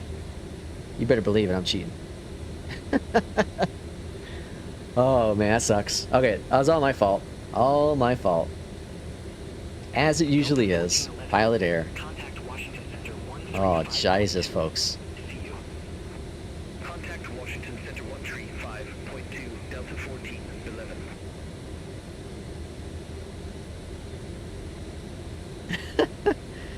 Oh my gosh. That's crazy. Idiot Pilot Joe. Alright, can we go to... Hold on. We are in FMC mode. We're not going very fast though. Mach 0.7, Mach 0.8. Okay, we'll pick up speed here in a second. Okay. Let's see. You can't cheat, Lex. You gotta be a leader and take the L. Oh, hell no. You need a drunk Lex emote for the day. Yeah, I do. You'll land with 200. It's a setting. You'll land with 200 is the setting. I have the quick bind it to my right. Oh yeah, fuel. Use the glider. I had an issue with the RNAV off the ground last night. 1,000 mile detour. 1,000 mile detour? Avoided. It's okay. I killed my score 97.2 to 93.4 using EJET and APL. Be sure to keep Oh man. Thank you for Okay, choosing this to is fly my with us fault, today. guys. This is all my fault. This was not a EJET problem. This was my... Well, the fuel... I don't know why I didn't load the fuel. That was an EJET problem. Okay, so... we got to get a new checklist going. We got to get... check the fuel. We got to get autopilot, auto throttle armed setting with first officer. Let me add those to my list of things to do. So AT, auto throttle, and then fuel. I'm going to also turn off, there's one I'm going to turn off, which is throttle. There's a button, it's trying to like do idle throttle and doesn't know what it is with first officer. So I'm going to turn that one off, but then the other ones are all fine. It's time to ban Lex. Okay, so we should pick up speed at Dursk up there. Go ahead. And the nautical miles are fixed now too. 263 nautical miles, 35-minute ETA. That seems about right. Holy cow. Contact Washington Center 135.2, Okay. SkyWest 2839. I'm still saying the EJET is fine. Washington Center, SkyWest 2839. I'm still saying the Flight EJET's level fine. 367. Because these issues were my fault. Oh my lord. That's hilarious. I'm a great showcasing of new planes, aren't I? Oh my gosh. Well, that happened. That happened, folks. That's alright. That's alright. That's why we're in a sim. You have a disco here at Audi. Alright, let's check our flight plan. This is where we're going to do some investigation work. Direct to waves. There's direct to waves. So we don't have anything in between. That's perfect. So we can go on down here. And we can clear out this one. How do we clear out this one? Can we bring this guy up? And then go up here. Activate. Yep. That's how you do it. Alright, cool. Problem solved. Oh boy, that was something. This is fine. EJETs are great. I think it's a lot of new things to learn. Yeah, there's a lot of different things to learn. It'd be cool to get the physical buttons working. I wonder what they changed. I don't know if they changed the commands and they don't have LNAVs, VNAVs, or something connected to it. I'd be curious to know what that is. I don't know how to do I'm not sure how to read the output keys properly. Else I would try to do it myself. But someone will do it. Someone's smart out there. They'll figure it out. Let's see if Mobiflight has any... If Mobiflight has any updates yet. I doubt it. Let's see. EJET? Let's just call it EJET. The last one was 1229. Oh, last year.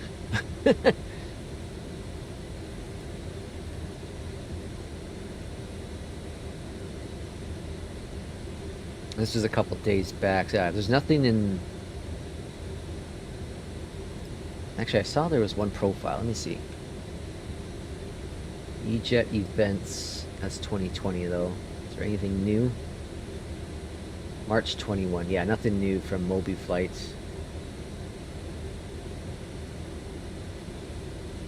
I wonder if Flight Sim First Officer has anything yet. Flight Sim... Not Flight Sim First Officer, on Flight Sim.to.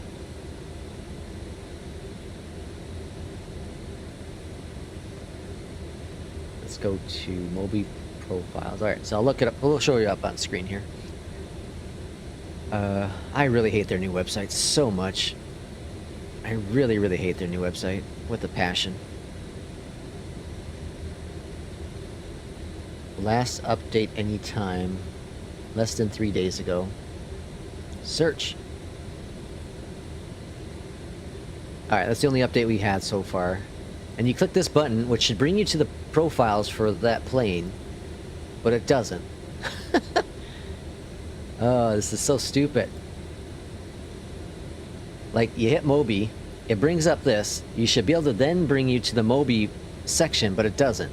It just brings you some add-ons page. Why? Let's go Mobi EJET. Try that. I don't know. It's probably not gonna bring anything either. No, because it's stupid. Mobi EJET.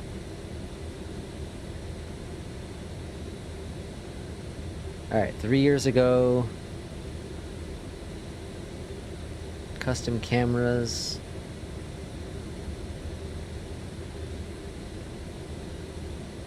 Yeah, nothing on FlightSim.to. I didn't think there was going to be anything. Alright, so we're expecting the CAPS 3 arrival. That's 6,000 feet for the arrival. Make sure you put that in there so we can get our descent. Number 700 Juliet Hotel. Contact Raleigh approach 1. We're not going to have a landing rate, unfortunately, Have a good flight. Contact Raleigh approach. because someone cheated. 700 Juliet Hotel. The EJET's a great... Oh, yeah, okay. We're all just Lex Shields. I'm Lex Shield. He's the most relatable simmer. Well, thank you for that. Okay, so here's top of descent. So that's all grand. And what was I going to check next? I was about to check something else next. Oh, yeah. I want to check their Discord. Let's check their Discord real quick. FlightSim.to. We'll do some investigation work here. So under community support, let's see if we can find anything. Problem with the EFB. Ground service is not working. Throttle's not working. So people are complaining about that. Not usable, not responding, broken, levers not moving. Okay, we're not having that problem. How to click this thing off. I saw that yesterday. FMS click spots in VR. SPAD next. Cannot use the TCA engine throttles. Okay. Delta 1411. Contact Washington Center 135.5. Throttle up, mouse anywhere. 5.5 Delta 1411. Okay. SPAD, autopilot. Here we go. Anyone figure out how to get the multi... Okay, here we go. Can't manage. VNAVs have changed. Wait till someone builds a profile. Alright, Jordan. So the VRs have changed, folks. So we gotta figure out what the new VARs are. Why don't they list them? That would solve some problem. Just list them. First officer, yeah, that's a known issue. Read the thing, people. Lock thingy. 20 hours ago, texture broken. So far, no texture broken. Activation issues. Request, yeah. Why don't they just post the LVARs? To anyone looking at Mobiflight profile in the beta, the underlines I just found a couple of things. Oh, hold on. We got one, maybe. We might have one here. What's this? Attention, the new profile only works with the closed beta. Magnetic auto throttle only for now. Oh, this is only with the PAP 3. But standard buttons, functions, how the aircraft speed, intervene, performance course, double push on the AP disconnect to re-engage. Okay. I think we can steal this though. I'm gonna download it. I'll do some research on it, but we might be able to steal what the LVARs are, or the VARs. We might be able to steal it. I'll work on that maybe after stream today. I might have some time. Alright, we have hope though. We have hope. Someone worked on something.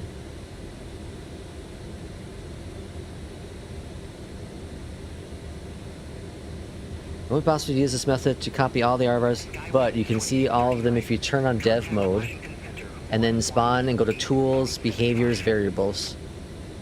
Center on 118.75, SkyWest 2839. Okay. Washington Center, SkyWest 2839. All right, that's Flight old. level All right, cool. 367. So we have some hope. We might have some hope. I'll do some research on it. If I get it working, I'll post it in our Discord. Top distance right there. Winds are 105. Jesus, folks, 105. Oh, we gotta go standard pressure. Oh well. Okay. Time to start my Delta career. Jay forced me to APL. What were you with before? What was the airline you were with before? You were with, was it Air Lingus? You were with Aer Lingus for a while, I think, right, Irish?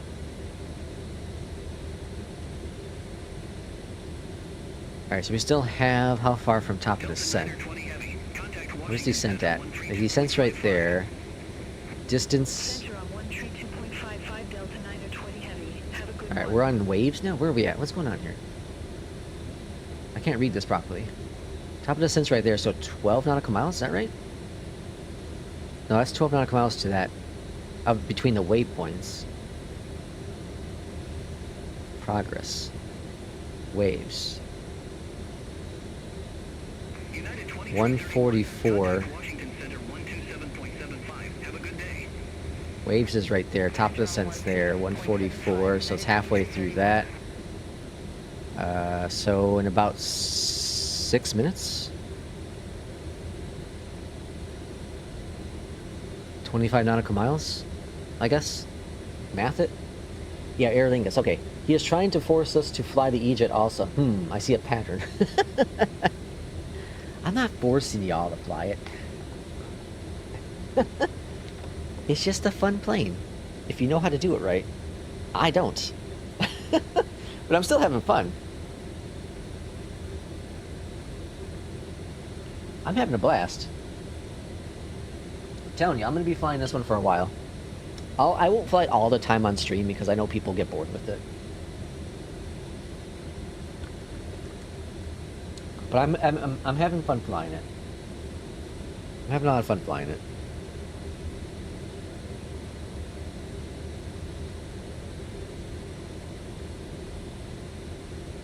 I've been waiting for this plane for a long time to come out. I'm about to restart APL. Like restart a career? Why restart APL? When it goes on sale again, I will do what Jay was telling me and get a second profile. And I'll do one for cargo and then one for passenger. That's what I'm gonna do. I'm patiently waiting for Fly the Line to add in cargo. I don't know if they're ever going to or what, when it's gonna happen, but bottom line, have fun and make some money for Flylex. Well, I was going to today, but then I had to scrap my flight. I had an emergency flight. Declare emergency. How come it's not working? Oh, it's already on, okay. Delta 380. Good day. Because I'm an idiot and I didn't push the autopilot button. I was wondering why the plane wasn't doing this thing. Jesus, you and the EJET got a room already? It's only been, I've only done 3 flights with it on stream. How many flights did I do the 738 with on stream? And then when the FENIX came out with their update, right? Hey, I'm a fair person. I fly the updates. I was gonna fly the MD-11 if that had the update. I know the MD-80 had the update, but that's just a lot of plane to learn. A lot of plane to learn. But on Friday we'll move around a little bit. On Friday we'll do I'm not sure what planes, we'll figure it out, but we'll definitely do an EJET flight.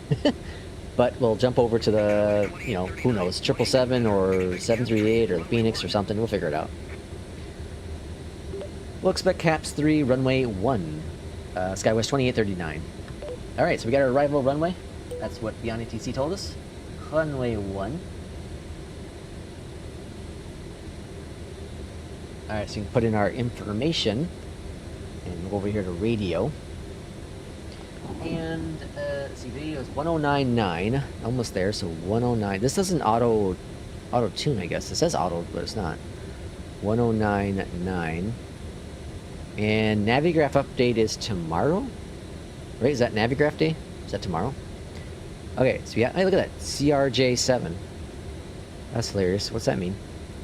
Okay, and then so we got that all set in there. What else we gotta do? We gotta do minimums, which is 214. So just a little. We'll do two. Why does it go so high? 210. Okay, and then course we don't got to worry about setting yet. Altitude we already have that set. Okay, and then over here first officer, put in 214.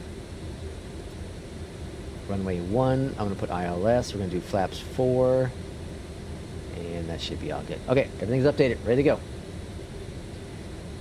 Lex can't resist the APU. What's that supposed to mean? Lex can't resist the APU. The 738 Fly Lex livery looks spectacular in the CP cinematics. Yeah, I agree with that. The cinematics with that livery are very, very cool.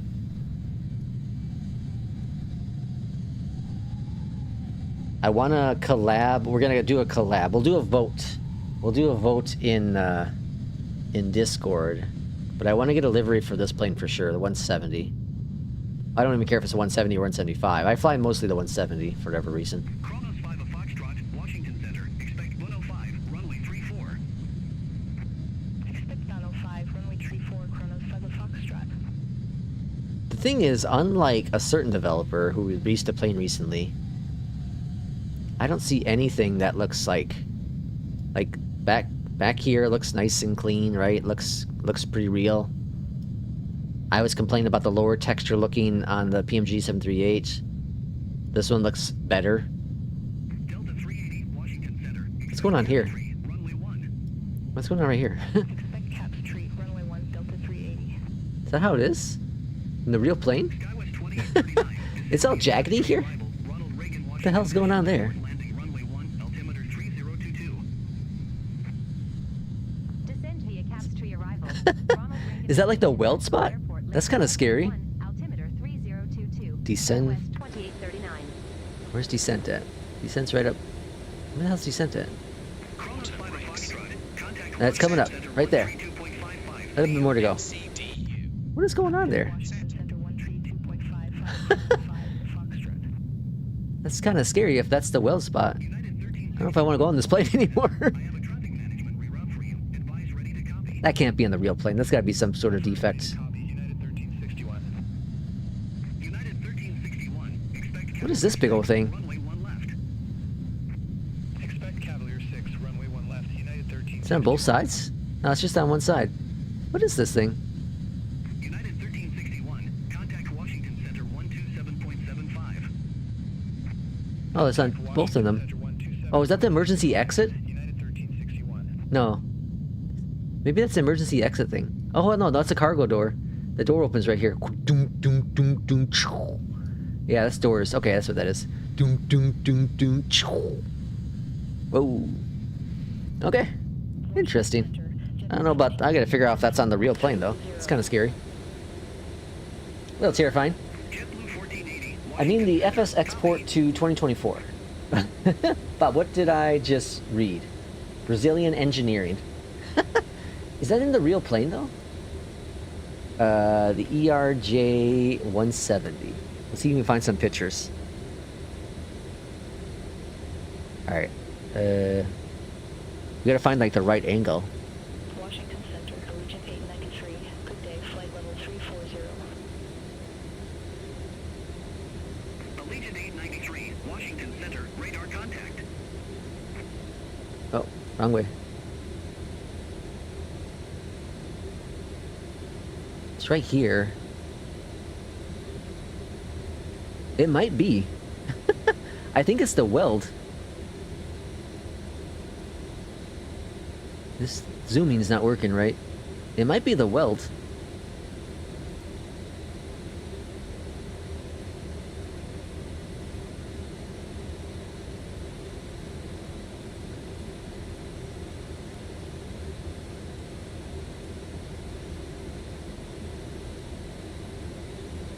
Ladies and gentlemen, They just, I don't know. X-Craft made it a little too aggressive. I think it's the weld. Interesting. Oh yeah, we want to check to see what the, Expect caps tree, runway 1, JetBlue 14. let's see, where's that documentation at? Here we go. Okay. We want to check the limitation. Here we go. So we want to check the distance, right? Engines, fuel. I thought it would be in here. Starter, APU, weight.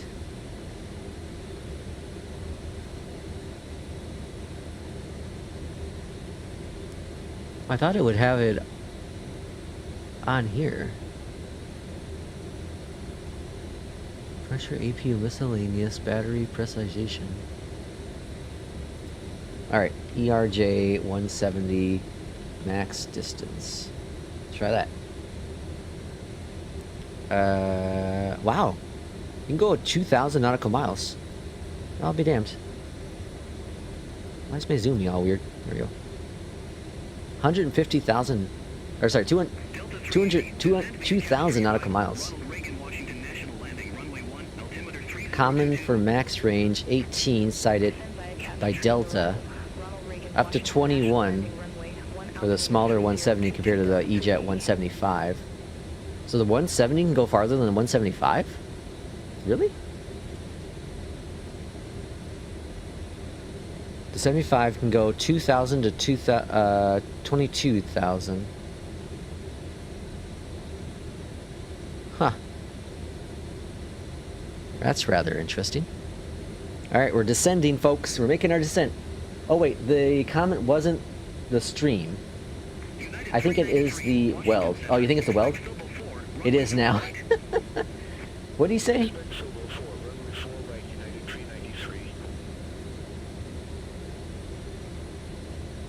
393. I'm missing something. Alright, I'm gonna step away for just a few moments while we're on the descent. I'll be right back, folks. To arrive at the gate in 20 to 25 minutes. It's been a pleasure having you on board with us today, and we look forward to seeing again on a future flight. That's idiot job. Wrong button. One.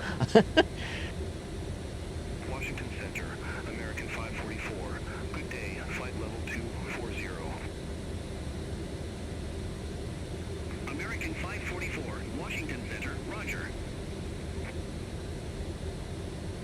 Washington Center, procured 414, flight level 267. Brickyard 414, Washington Center, roger.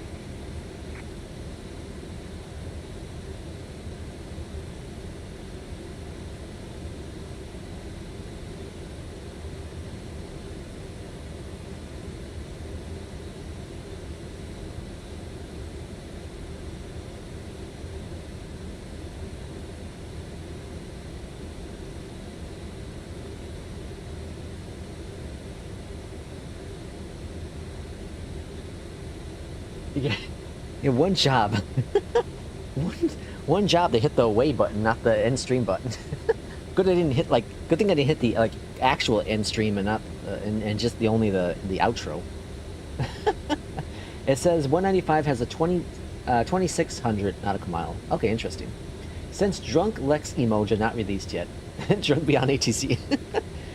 Oh man, what is going on with me today? Alright, we're landing runway 1 in DC. There's no visual, that's 19. So it's either going to be an RNAV or the ILS. And it's going to be pretty much a straight in arrival, so that's cool. No concerns there. We got a plane below us here. Right down there. Man, the performance is something incredible. I still can't get over this, folks. It's so weird. It's so weird. Alright, we should be on the ground in about 17 minutes, it says. Our fuel on board is looking substantially better. So again, I'm going to add in to First Officer a thing where it tells me to check the fuel. Make sure that's all right. Because I'm not quite sure why that didn't this time around. The first flight was fine.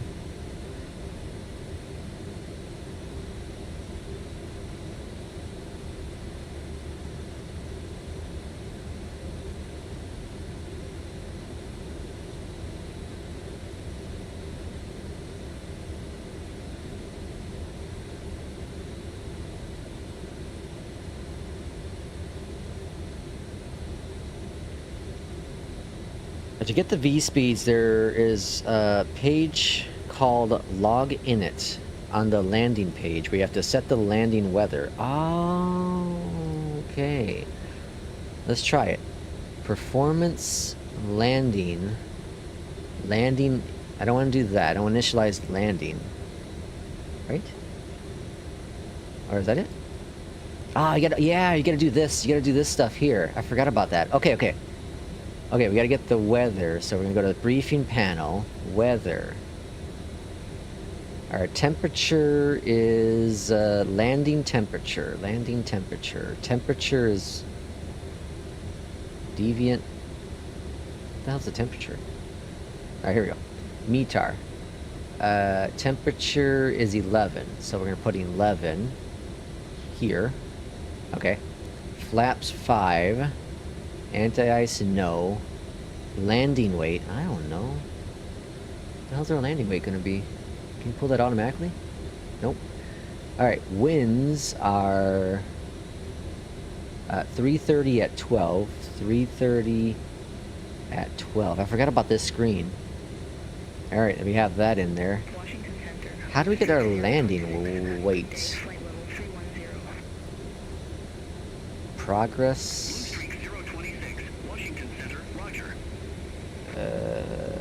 Performance. United 393, contact Washington Center 132.55. This is gonna be speeds. Center 132.55, United Performance, descent, position, fuel.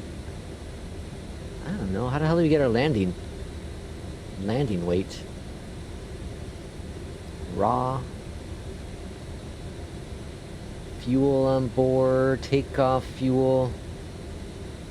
Where does one get our United 2163, flight level landing weight from? United 2163, Washington Center. Zero fuel radar weight. contact. Is this landing weight? United 2163, What's law mean? descend via Cavalier 6 arrival. Washington Dulles Airport, landing runway 1 right. Altimeter Packs, 3024. cargo, payload, zero fuel weight, fuel, takeoff weight. Is this landing weight? Rate? Oh, weight?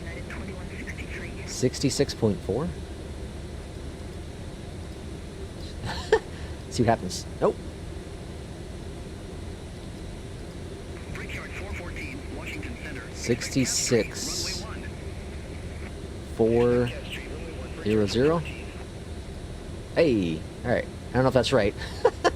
I'm just putting in numbers. Alright, landing. Hey, V speeds are in. Alright. That'll seem about right, huh?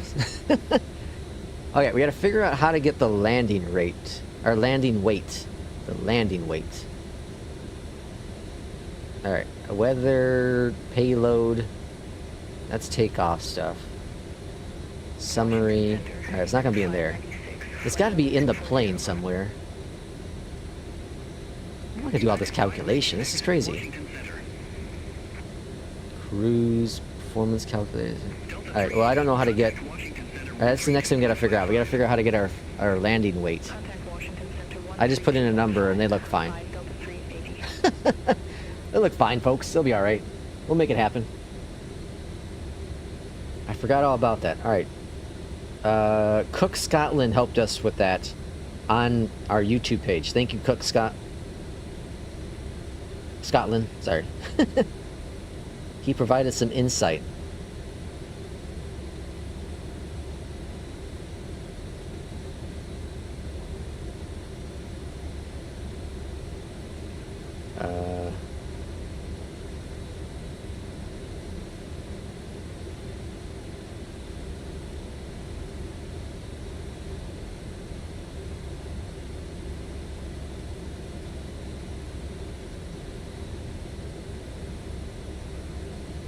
Okay. Skywest 2839. 18,000 feet. What's our altimeter? Since I don't have New Sky, we gotta look in our briefing panel for that.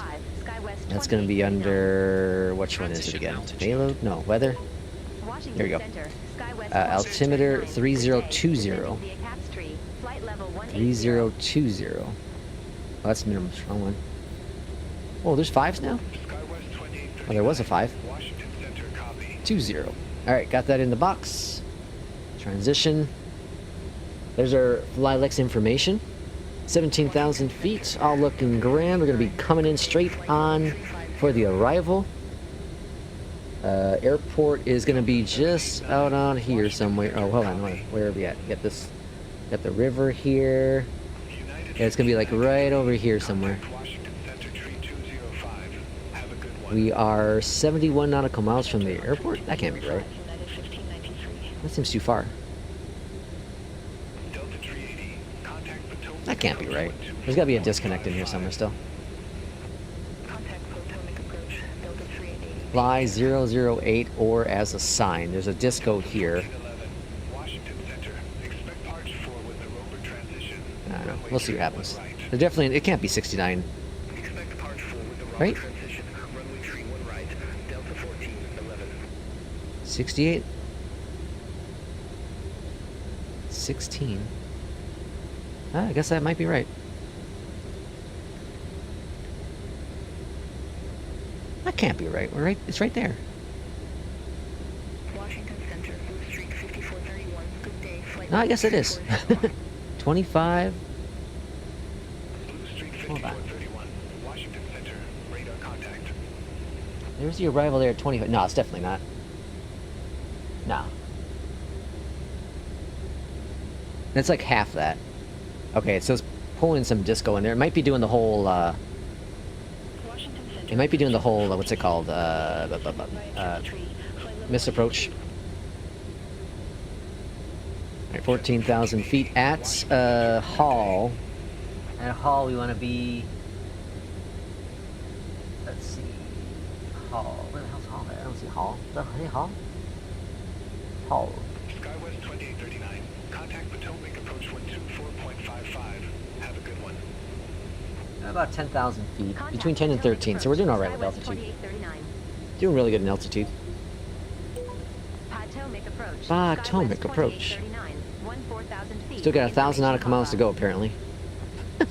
I don't, that's a weird bug. I don't understand. They gotta get that fixed. With, what's it called? Flow. That's built into Flow, right? That's built in. Yeah, that's built into Flow. They gotta get that fixed. Well, this is something don't know. Let me check. Okay, so it should be... Okay, so it says departure, destination, enable, distance, enable, display, blah, blah, blah, blah, blah, if and ICO. Okay, airport registration, units, automatic day and night, pad numbers, pad zeros, enable flow logo, overlay at the bottom, dark icons. That's more color stuff. That's virtual airlines, I'm guessing, right? Oh, that's just the airline. Okay. Airline rules, network, indicated airspeed, vertical speed, altitude, heading, wind, temperature. Yeah. Now this is built into it, and there's no button, so there's just got to be some sort of bug. Descend, maintain 6,000 feet. Delta 380. At this time, please ensure All right, that everything's all looking good. electronic devices are switched off. After my terrible start. We'll be on the ground. All right, my mission today, I still have about 2.5 hours to figure out. Well, I got about 2 hours before I have to head to work. So I'm going to try to figure out some profile to make it work with the peripherals here. And if I get that figured out, I'll share it on Discord. Share it on Discord. I got a couple things to do before work, outside of flight sim and stuff, but... And then I can remember, there'll be no stream tomorrow. Well, it's unlikely a stream tomorrow. Highly unlikely. But if it happens, it happens. It would be later in the evening, though. A late stream. If it does. I haven't quite decided if there's going to be time or not, but we'll find out. But for sure Friday. For sure Friday. You work today? Yeah. Yep. Slavery, I know. Yeah. Work for the good old FedEx. Only day we get off, well, we get a couple days off. We get like 5 or 6 days off throughout the year. We get Thanksgiving Day, Christmas Day, New Year's Day, 4th of July, Memorial Day, and Labor Day. Yeah, we got 6 days off a year. That's our holidays, our 6 holidays a year. Got to still move those packages, even though they're not going anywhere, which, that's the thing that irritates me the most. So the drivers are out there today, they're delivering packages, right? They're picking up packages, but they ain't going jack anywhere. They're being brought to the warehouse. They're going to sit in the warehouse until tomorrow evening. And that's when the package handlers, that's when the pilots will load it all, you know, or not pilots, but the package handler will load it on in the trucks and all that stuff to go out Friday. But hey, we got to work today. Stupid. Like, I get it. Package handlers maybe and drivers and the pilots this morning would have to work, right, to bring down the goods, but honestly, they shouldn't even have the drivers out there doing things today. It's Christmas Day, man, or Christmas Eve. Like, only closed a handful of days throughout the year. Just make this be one of those days. It's crazy. All right, 6,000 feet. I have 6,000 programs, so that's all good. Hey, the cat food supply can't stop. Gotta work. I don't know. It just irritates me. But like, McDonald's is open tomorrow? That's crazy. And I didn't know this. Like, a coworker, he used to work at the theater, and he says the busiest day is like Christmas Day. That's wild. I would never have thought about going to see a movie on Christmas Day. Ever. I don't care what movie it is. I'm not going to a theater on Christmas Day.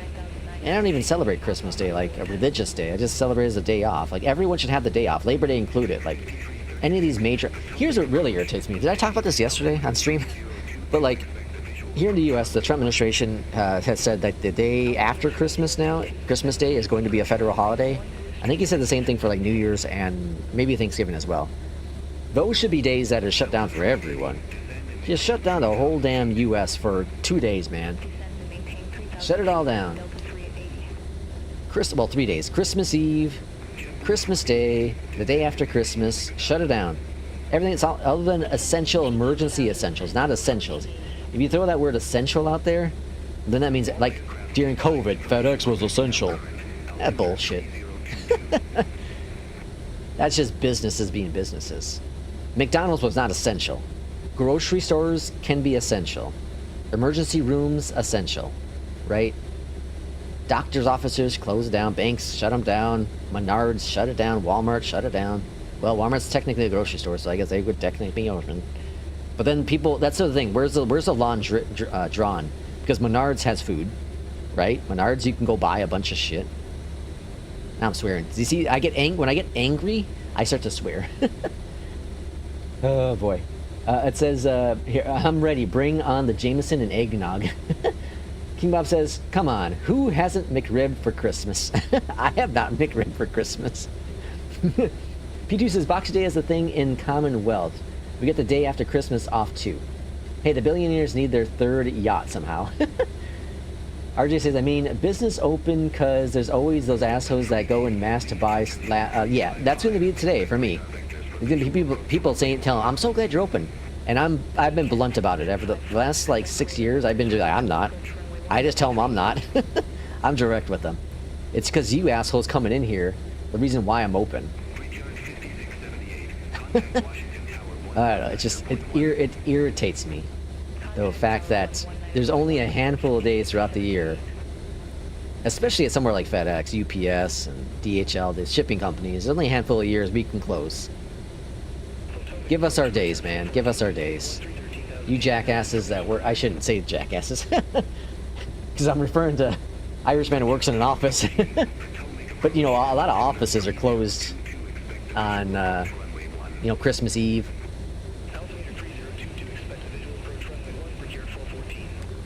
Hey, but it's in the title. FedEx is in the title. The world on time. The world on time. It's in the title. I knew what I signed up for when I worked there. So, it is what it is. Bitching's not going to stop it. Alright, let's see. Approach speed. Let's go ahead and activate the approach speeds. And at Catherine's, whatever that is, we want to be at 3,000? No, 25. Okay, and that's 7 nautical miles. Looks like we're alright. Looks like we're alright.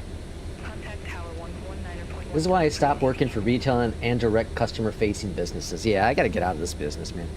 Well, I applied for something. Well, it would still be customer-facing at FedEx, but different type of customer-facing. Flight Guy Simmer, welcome in. EJET's going great. The first flight was flawless. The second flight, I was an idiot and forgot to turn on autopilot and was wondering why it wasn't following the autopilot. User error, as always, pilot error. That's how it is here on our streams. Always pilot error. But yeah, it's going great. I love it. I'm freaking happy with it, man. I haven't had a WASM crash. This is flight number 4 with it that I've had, and no WASM crashes, no major issues. It's been fine. It's been fine. It's what I expected. It's what I wanted. Well, I guess not what I wanted, but it's what I expected. It's been great. B2B businesses are comfy, but the customers are idiots. Yep. Yeah, that's the truth. My wife said that yesterday. She works at Aldi. And her message was this. Her message was this. I mean, what was it again? Dude, F the holidays. That was her message yesterday. Good to hear it's going well. You're gonna picking it up now. I think it's a great plane. I have a lot of fun with it, man. I ain't gonna lie, I have a lot of fun with it. I think we're coming in a lot high here. Oh, we're still 21 nautical miles out. Oh, we're alright, we're alright. That can't be right, 21 nautical miles.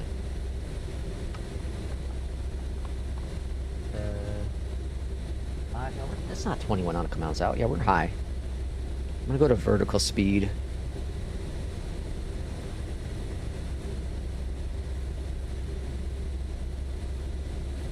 Let's drop us down faster. Let's activate approach mode. Yeah, okay, there we go. Yeah, we are high. I was like, wait a second, we seem high. Descend and maintain 2,500. 2,500. Glide slope alive.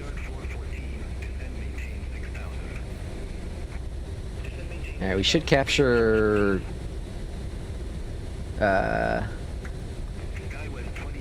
glide slope here shortly. Localizer, and then 007 for the course. We have the field in sight, SkyWest 2839. Ah, we don't, but you know, we'll get it. We'll get it eventually. It'll be alright.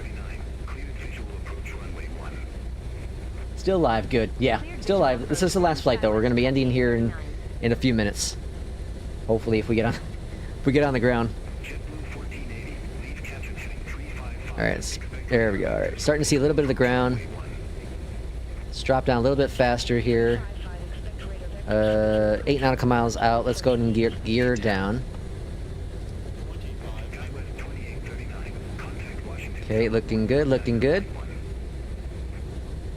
Over to tower 119.1. Alright, bring down gear to 3. Or sorry, flaps to 2. Washington Tower, SkyWest 2839. Alright, let's go flaps 3.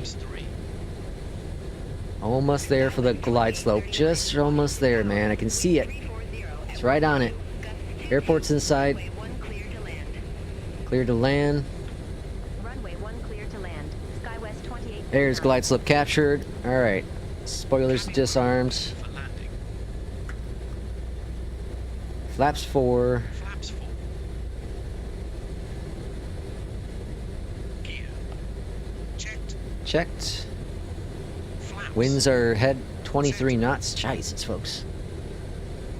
Alright, set flaps 5, so we're going flaps 5 for this arrival. We'll see what happens. Last one became a little too hot, so I think flaps 5. Is that what I wanted, right? Flaps 5? Performance landing. Flaps 5. Yep, flaps 5. Alright, speed's looking good. Alright, let's go ahead and disable this autopilot, shall we? Although I'm nervous about doing it. Alright, autopilot's off. I'm gonna let the auto throttle do its thing. Now that I have V-speeds in, maybe it will actually do it right. Watch the airspeed. The only time I've had to go wrong was my one flight off stream yesterday.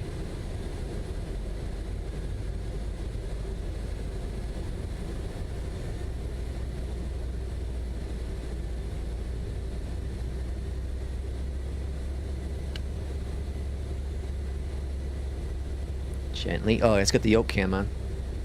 Almost forgot the yoke cam. Steady it.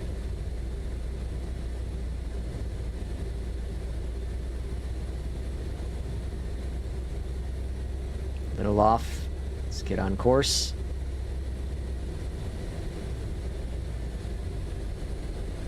Alright, wind shifting slightly over to the left of us, to the south, or to the west. A little high on the approach, get that nose down. Alright, looking better. Targeting the touchdown zone. Want to be about 50 for height above the threshold. Minimums landing.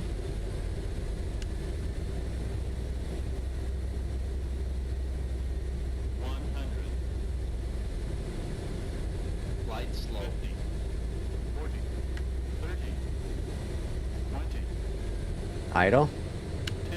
Oh, Chase. Bring it up. Oh, a little bit of bounce. There we go. There's no touchdown sound. It's weird. Alright, reversers. Alright, a little bit of a bounce on that one, but I think it was a better landing than the first one. 70 knots. Wonder why there's no touchdown sound. Alright, welcome to DC. Exit left at Sierra.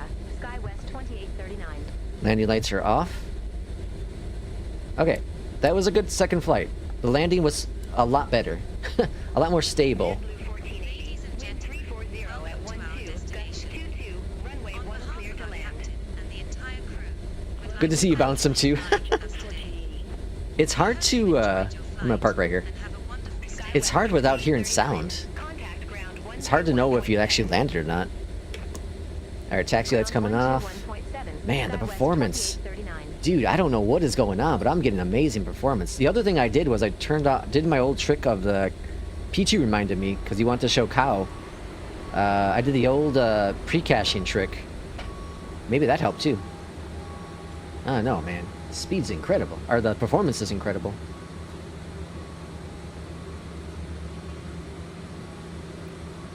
Alright, park and brake is set. Left-hand side, GPU. Might as well get the gate a jetway too. I don't know if that's gonna work. Probably not gonna work.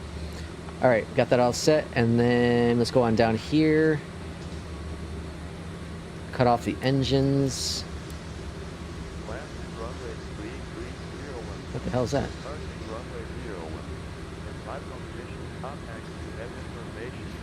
Why did it switch comms? It's weird. It switched comms. Alright, so it was an emergency flight with new skies, so we're not going to get any points for that one. Does it show landing rate though? Oh, it does. I'll be damned. Okay, so we declared it as an emergency. We would have got docked. Oh, it looks like we only would have got docked these two.